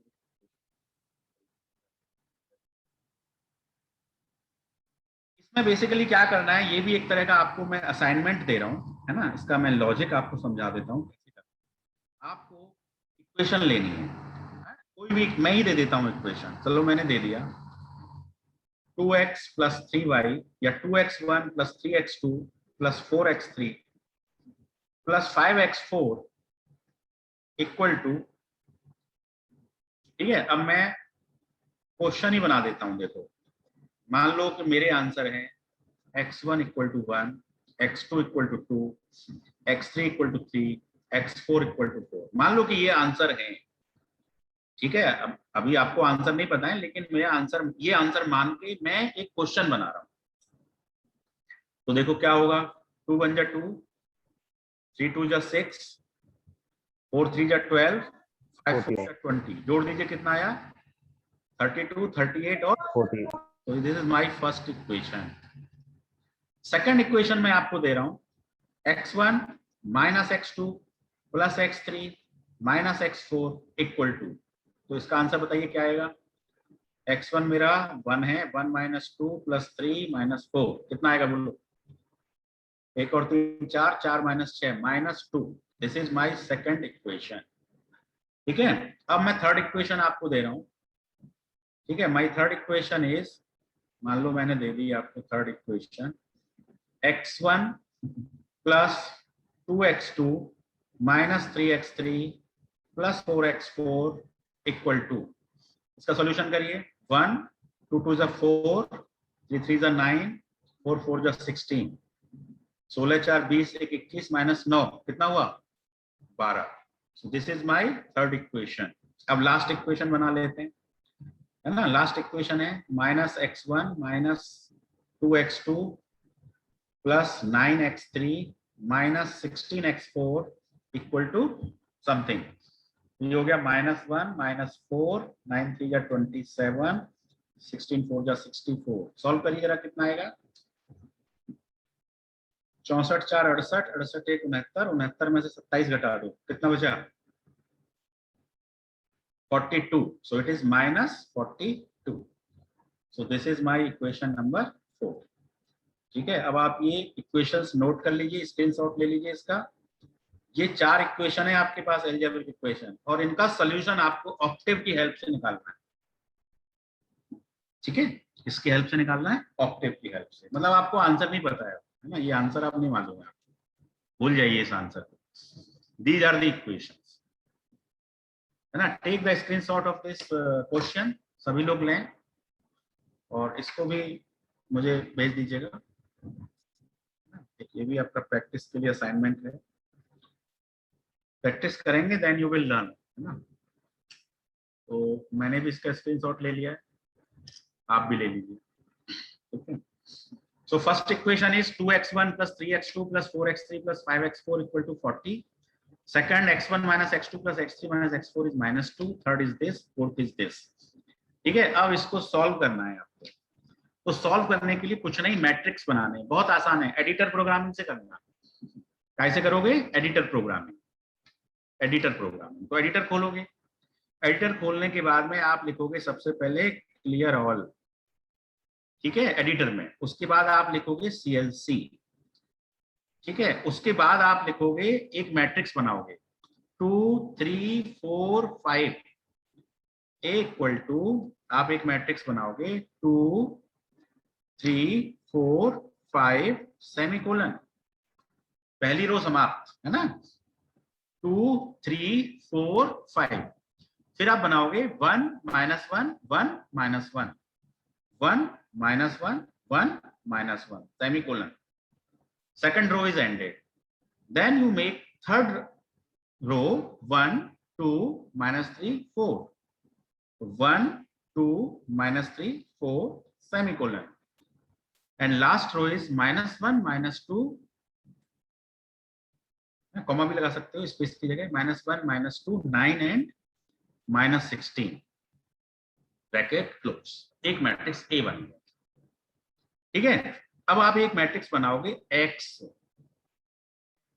ना, X बनाओगे। तो X के अंदर आपकी वैल्यूज क्या आएंगी, X1 X2 X3 X4, और ये कॉलम वेक्टर होगा, तो सेमीकोलन सेमीकोलन सेमीकोलन सेमीकोलन, ठीक है। Semicolon semicolon semicolon semicolon, X हो गया।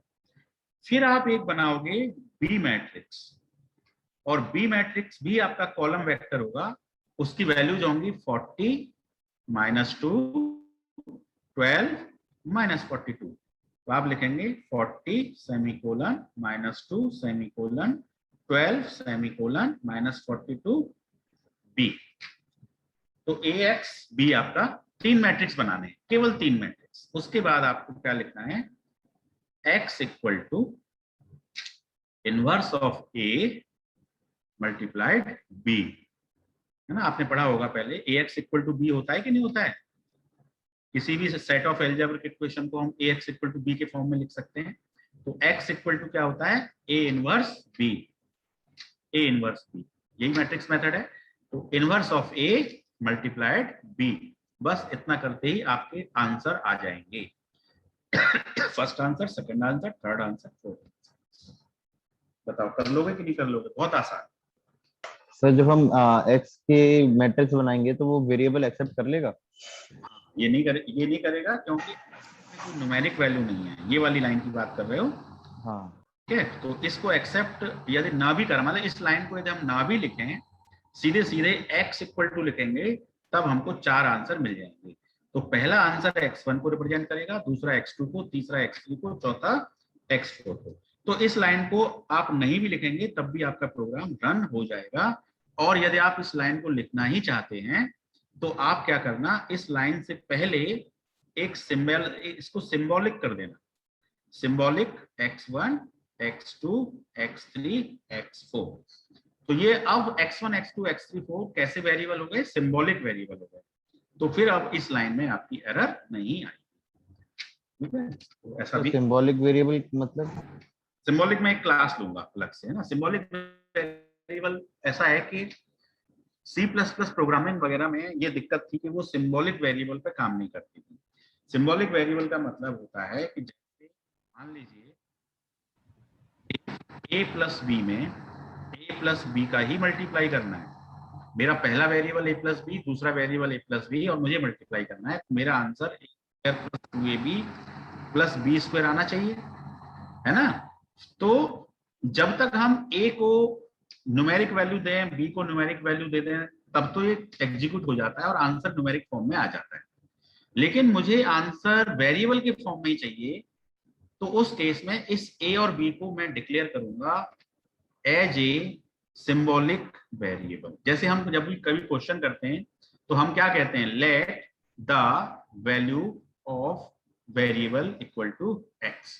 लेट द, मान लो मुझे कोई क्वेश्चन कर रहे हैं, मुझे बुक्स की कीमत निकालनी है, तो मैं क्या करूंगा, late the value of the book is x।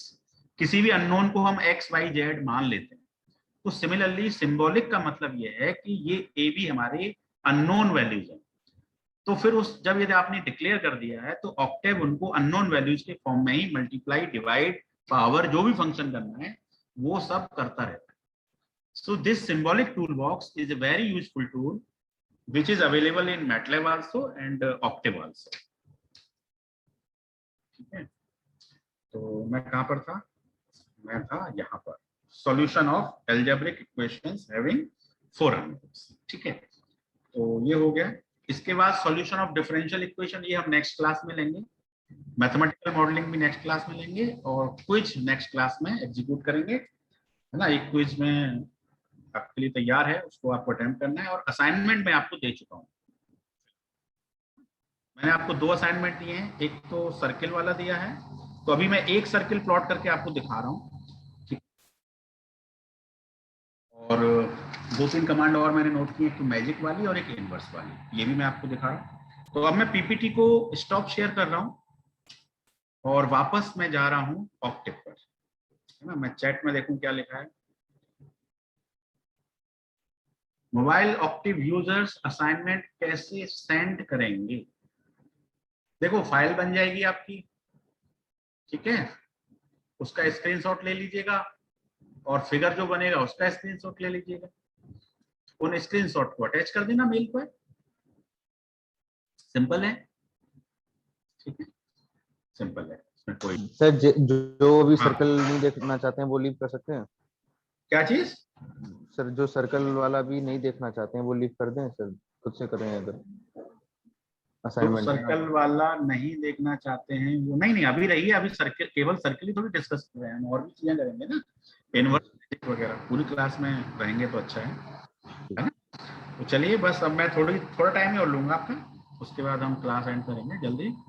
तो let I am sharing the Octave window, ठीक है, I am sharing the Octave window. Yes, Octave window is visible, yes और नो? Yes sir. ओके, तो मैं यहाँ पे अब कहाँ पर हूँ बताओ, मैं एडिटर में हूँ या कमांड विंडो में हूँ?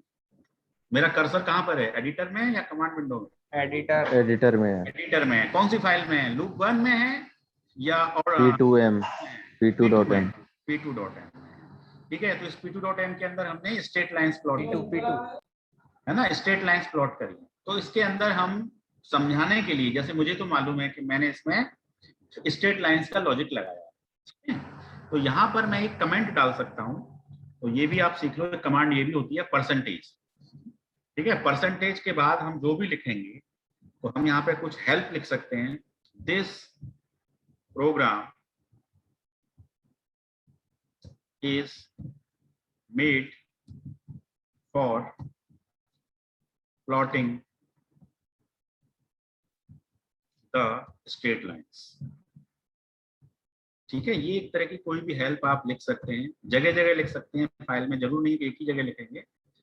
तो ये परसेंटेज साइन का मतलब होता है कि इस लाइन को आपका जो ऑक्टेव का कंपाइलर है, जब ये प्रोग्राम एग्जीक्यूट होता है तो कंपाइल होता है पहले, है ना, तो जो कंपाइलर है वो इस लाइन को इग्नोर कर देगा, मतलब वो इस लाइन को पढ़ेगा ही नहीं, क्योंकि उसे एग्जीक्यूट करना ही नहीं है ऐसे, ये तो केवल हेल्प के लिए है ना। आपके प्रोग्राम को कोई और देखता है तो आपकी कमेंट्स को देखकर, इन्हें कमेंट्स कहते हैं, परसेंटेज को क्या बोलते हैं, कमेंट्स, रिमार्क्स, आपके रिमार्क हैं, तो इन रिमार्क्स और कमेंट्स को देखकर ही can understand something about this program, तो उस प्रोग्राम को समझ सकता है ना, थोड़ा हेल्प करती है। जैसे आपने लिख दिया लिन स्पेस, अब उसको लिन स्पेस समझ में नहीं आ रहा, तो आप यहाँ कुछ हेल्प डाल सकते हैं, परसेंटेज, आप हेल्प डाल सकते हैं, टू जनरेट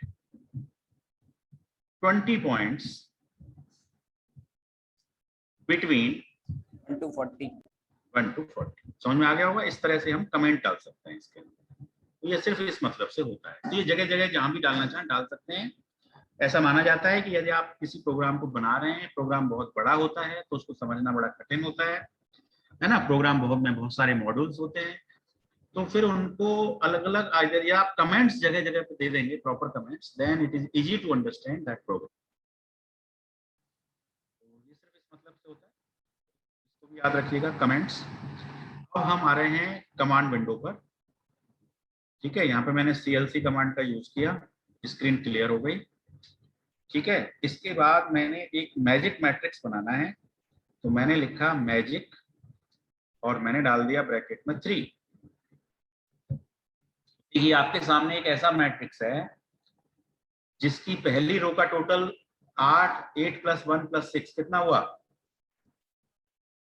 15, है ना। सेकंड रो का टोटल भी 15, third row is also 15, first column, second column, third column, all 15।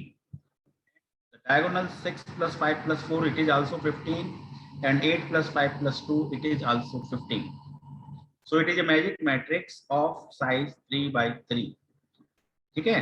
Similarly you can make magic matrix for 8 × 8.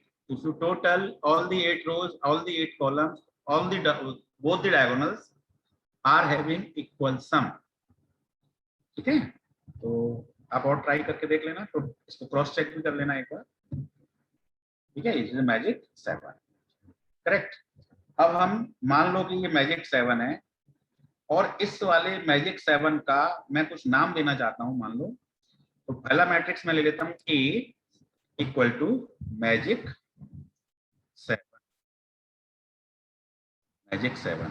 तो A मेरा एक मैट्रिक्स हो गया मैजिक 7, ठीक है। अब मैं एक B मैट्रिक्स बना रहा हूं, B = और मैं इसका इनवर्स निकालना चाहता हूं पहले वाले मैजिक का, तो इनवर्स ऑफ A। तो 7/7 के मैट्रिक्स का इनवर्स आप यदि मैनुअली निकालेंगे तो आपको तो बहुत टाइम लगेगा, शायद नहीं निकाल पाओगे, मतलब पूरा दिन भी दे दें आपको तो मुश्किल है निकालना, क्योंकि कोफैक्टर जो बनेंगे वही 6/6 के में बनेंगे। तो it is not possible for you manually to solve a inverse of a 7/7 matrix. ठीक है, तो हम इसको इन्वर्स करते हैं। तो देखिए आपका इन्वर्स आपके सामने आ चुका है, b equal to this value, so this is the inverse, है ना, ये भी 7/7 का ही है। अब यदि हम इन दोनों मैट्रिक्स को मल्टीप्लाई कर दें, a मल्टीप्लाइड b, है ना, दोनों मैट्रिक्स को यदि हम मल्टीप्लाई कर दें तो क्या आना चाहिए, किसी मैट्रिक्स में उसके इनवर्स का मल्टीप्लाई, आइडेंटिटी। तो आइडेंटिटी मैट्रिक्स आना चाहिए। Very good. तो देखिए आपको आइडेंटिटी मैट्रिक्स मिल रहा है कि नहीं मिल रहा है? मिल रहा है, क्योंकि देखो पावर देखो -16, तो पावर -16 होने का मतलब 0.000000, it is very negligible value, है ना, so it is approximately equal to 0। ठीक है, और डायगोनल देखिए 1, this value is 1, this value is 1, this value is 1, this value, all values are 1, so diagonals are 1, और बाकी सब जो है नेग्लिजिबल वैल्यूज हैं, it means they are equivalent to 0। ठीक है, तो हमने देखो इनवर्स भी समझ लिया, मैजिक भी समझ लिया, और अब हम आते हैं लास्ट वर्क पे, सर्किल प्लॉट कर लेते हैं। तो I am going to editor again, I am making a new script.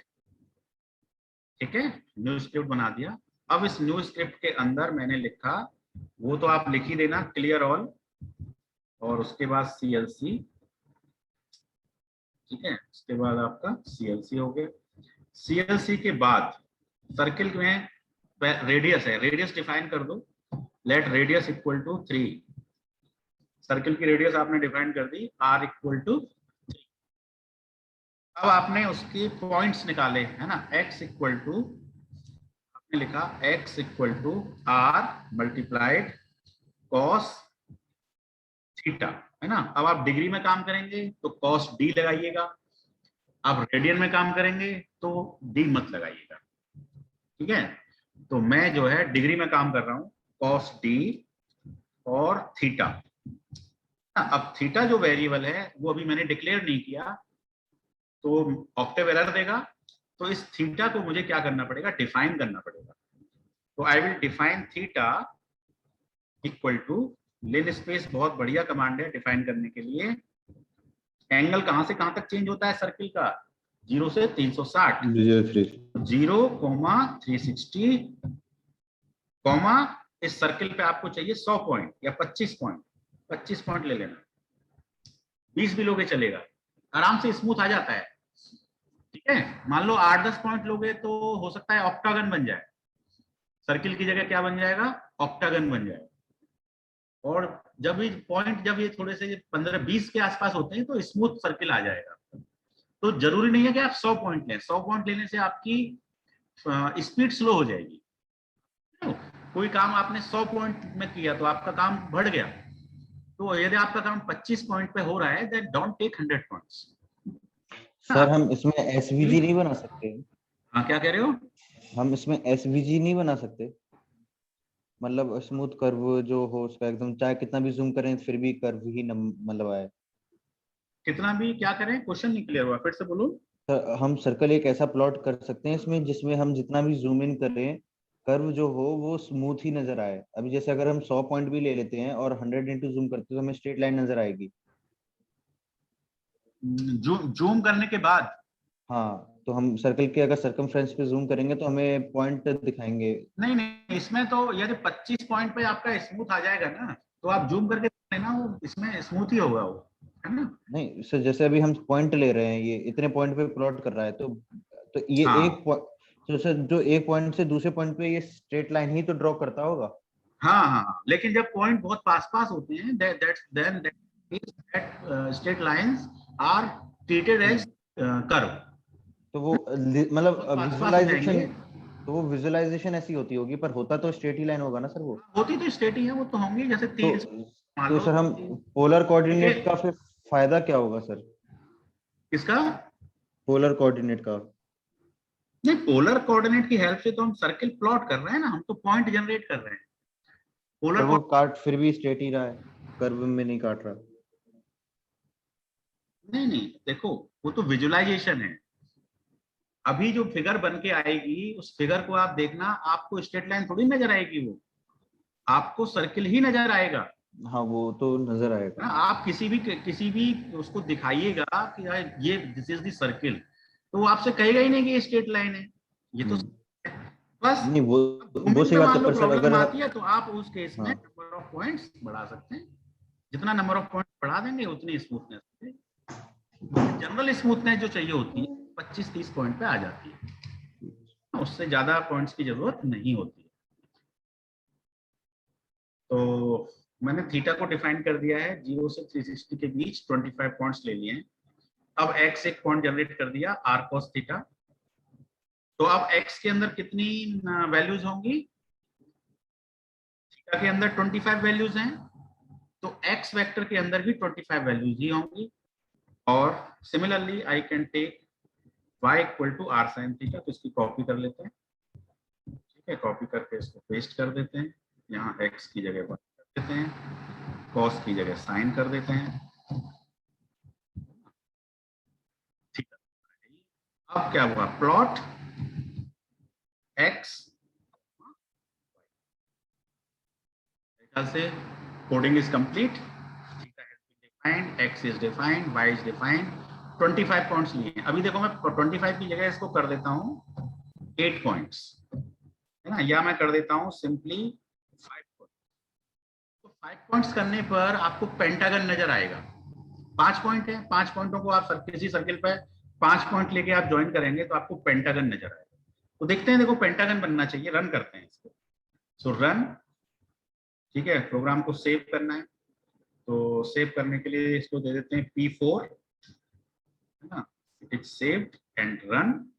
Run करने के बाद आपकी फिगर देखिए, फिगर आई कि नहीं आई? कोई फिगर अभी जनरेट नहीं हुई है, इसका मतलब प्रोग्राम में कोई एरर हो सकती है।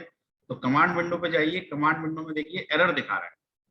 यदि आपका प्रोग्राम रन नहीं हो रहा है इसका मतलब कोई एरर है, और उसको आप जो है कमांड विंडो पे जाकर के चेक कर सकते हैं। तो अब इसमें देखो एरर नियर लाइन नंबर 7, है ना, सिंटेक्स एरर, ठीक है। सिंटेक्स एरर में y इक्वल टू, इस लाइन में कोई एरर शो हो रही है, साइन डी, है ना, तो कोई शायद स्पेलिंग गलत है, तो एक बार इसको चेक कर लीजिए। वापस एडिटर में आते हैं, देखिए क्या एरर हो सकती है, बताओ। साइन डी की स्पेलिंग सही है?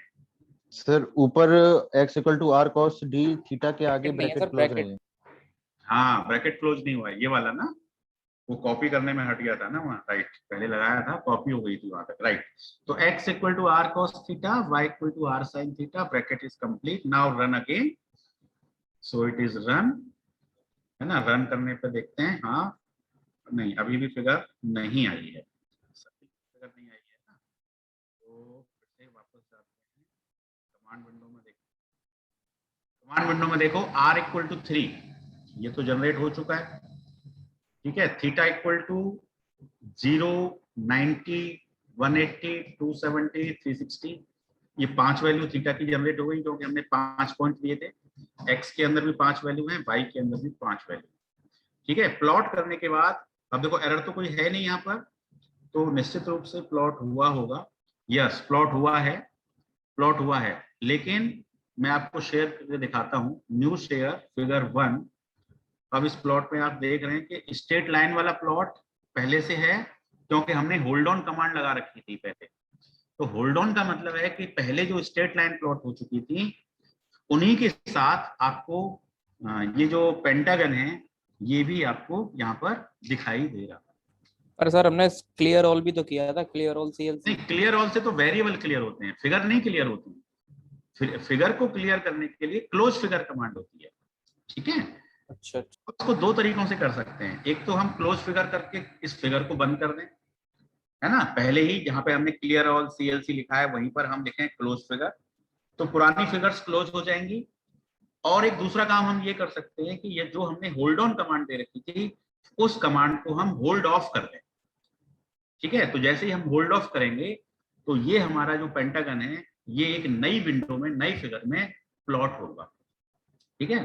तो चलिए इसको स्टॉप शेयर कर देते हैं। और फिगर को हम जो है क्लोज फिगर कर देते हैं कमांड पे, है ना, या यहाँ से ही भी डायरेक्ट भी हम फिगर को बंद कर सकते हैं। तो पहले तो मैं ऑक्टेव विंडो में जाकर इस फिगर को करता हूँ क्लोज, और क्लोज करने के बाद वापस मैं एडिटर में आ गया। एडिटर में आपको दिख रहा है एडिटर की नहीं, अभी नहीं दिख रहा होगा शायद। Is editor is visible to you? नहीं दिख रहा सर। हाँ नहीं होगा ना, तो मैं इसको मुझे करना पड़ेगा, शेयर करना पड़ेगा ना, शेयर, यस,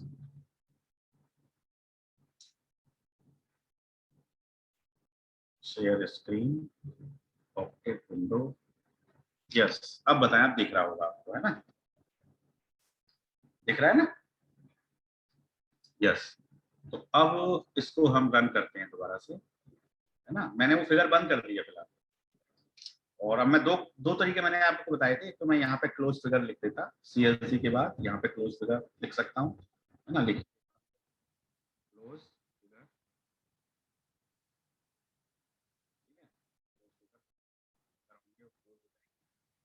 उसके बाद एक और काम मैं ये कर सकता था, अब इसी से हो जाएगा। बाकी होल्ड ऑन और होल्ड ऑफ वो एक दूसरे की अपोजिट कमांड्स होती हैं, है ना। होल्ड ऑन का हम रिवर्स होल्ड ऑफ कर सकते हैं। तो चलिए इसको रन करते हैं, रन, रन में रन हो गया, और आपका ये बन चुका है, स्क्वायर बना है पेंटागन की जगह, ठीक है। क्या बना है?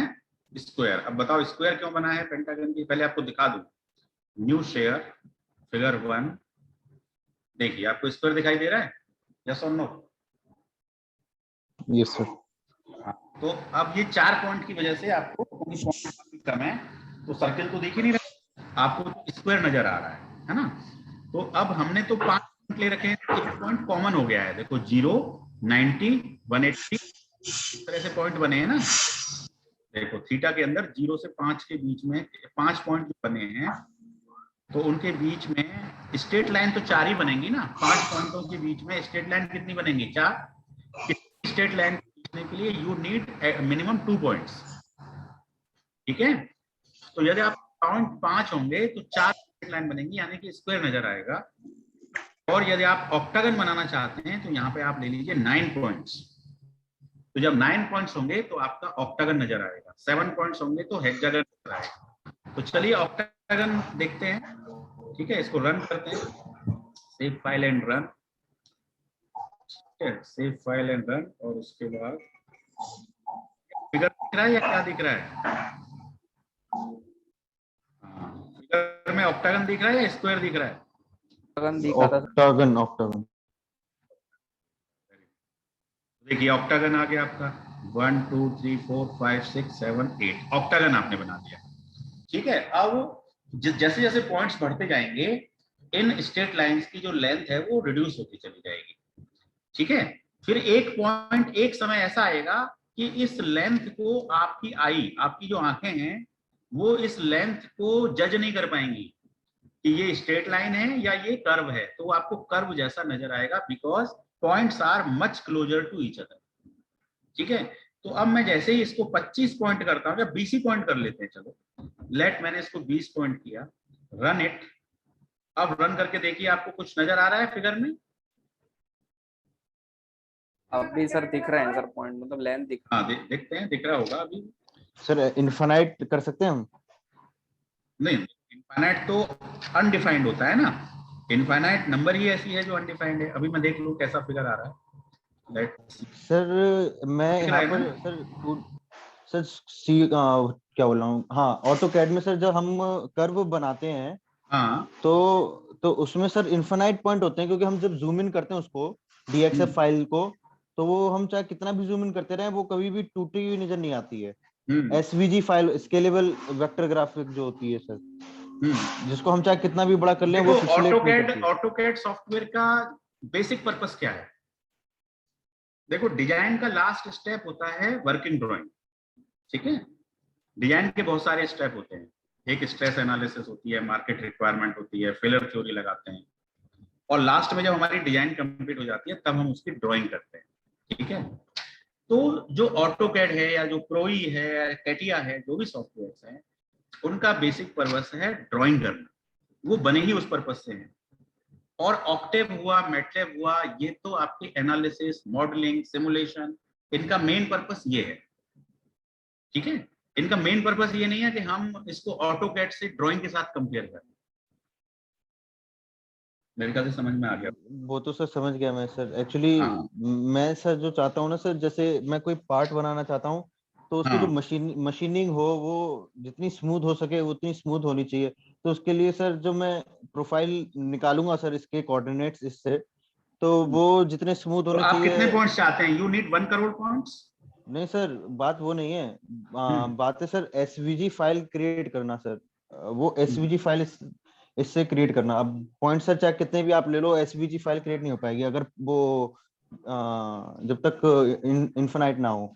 मतलब इसके ये एसवीजी अलग करके कुछ होता है सर, एक बार मैं देख के बताऊंगा सर आपको। हाँ, स्टडी कर लेना, फिर डिस्कस कर लेना, इसमें कोई वो है हम्म, ना।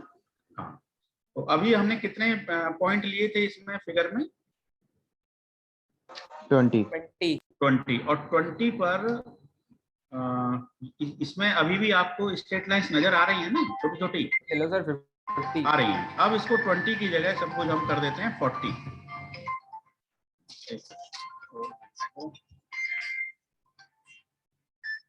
हाँ, जरा अभी क्लास चल रही है, मैं भी करता हूँ आपको कॉल बैक, है ना। हाँ हाँ बोलिए। हाँ चल रही है। हाँ हाँ हाँ हाँ, है ऐसे। ठीक ठीक ठीक, मैं बता देता हूँ, बता देता हूँ। ठीक। Okay okay okay. हाँ वो है, लिंक लिंक भेजा हुआ है आपने ना। ठीक ठीक ठीक। ओके। हाँ, एक आपके लिए इंफॉर्मेशन है कि वो 6 सिग्मा का कोई वर्कशॉप होना है 2 बजे से, है ना। तो हम तो 2 बजने वाले हैं, अपनी क्लास को एंड कर देंगे 2 मिनट में। तो आफ्टर दिस क्लास आप ज्वाइन कर लीजिएगा उसको, लिंक आपके ग्रुप पे आई हुई है। ठीक है। तो हमारी अब मैंने 40 पॉइंट्स कर दिए हैं, एक बार इसको फिर से रन कर लेते हैं। यस, रन करने के बाद बताइए अब आपको फिगर दिख रही है क्या? देख रही हाँ है। सर। हाँ, न्यू शेयर करता हूँ, फिगर 1 करता हूँ, शेयर करता हूँ। बहुत सारे शेयर हो चुके हैं मेरे ख्याल से। अब करते हैं फिगर 1। यस, अब देखो सर्किल सर्किल की जो स्मूथनेस है वो पहले के मुकाबले और ज्यादा इंप्रूव हो गई है ना। तो जितना ज्यादा आप पॉइंट ले लेंगे, है ना, 40 पॉइंट्स में आपको लगभग सर्किल दिख ही रहा है। 40 की जगह आप थोड़ा सा और बढ़ा लीजिएगा, अपनी देख लेना जितना भी आपको करना हो, 40, 100 डिपेंड करता है। जितने ज्यादा पॉइंट्स लेंगे प्रोग्राम की स्पीड थोड़ी सी रिड्यूस होती चली जाएगी। ठीक है। ओके, तो ये एक सर्किल मैंने बना दिया। अब आप इसमें क्या करेंगे? मेरी आवाज आ रही है ना? हाँ, एक। Yes sir. अब आपको इसमें कितने सर्किल बनाने हैं? कंसंट्रिक सर्किल्स आपको बनाने हैं, करीब 5 to 7 सर्किल्स। और वो कंसंट्रिक सर्किल्स बना के आप मुझे मेल करिएगा। ठीक है। So this is all from my side. I summarise in the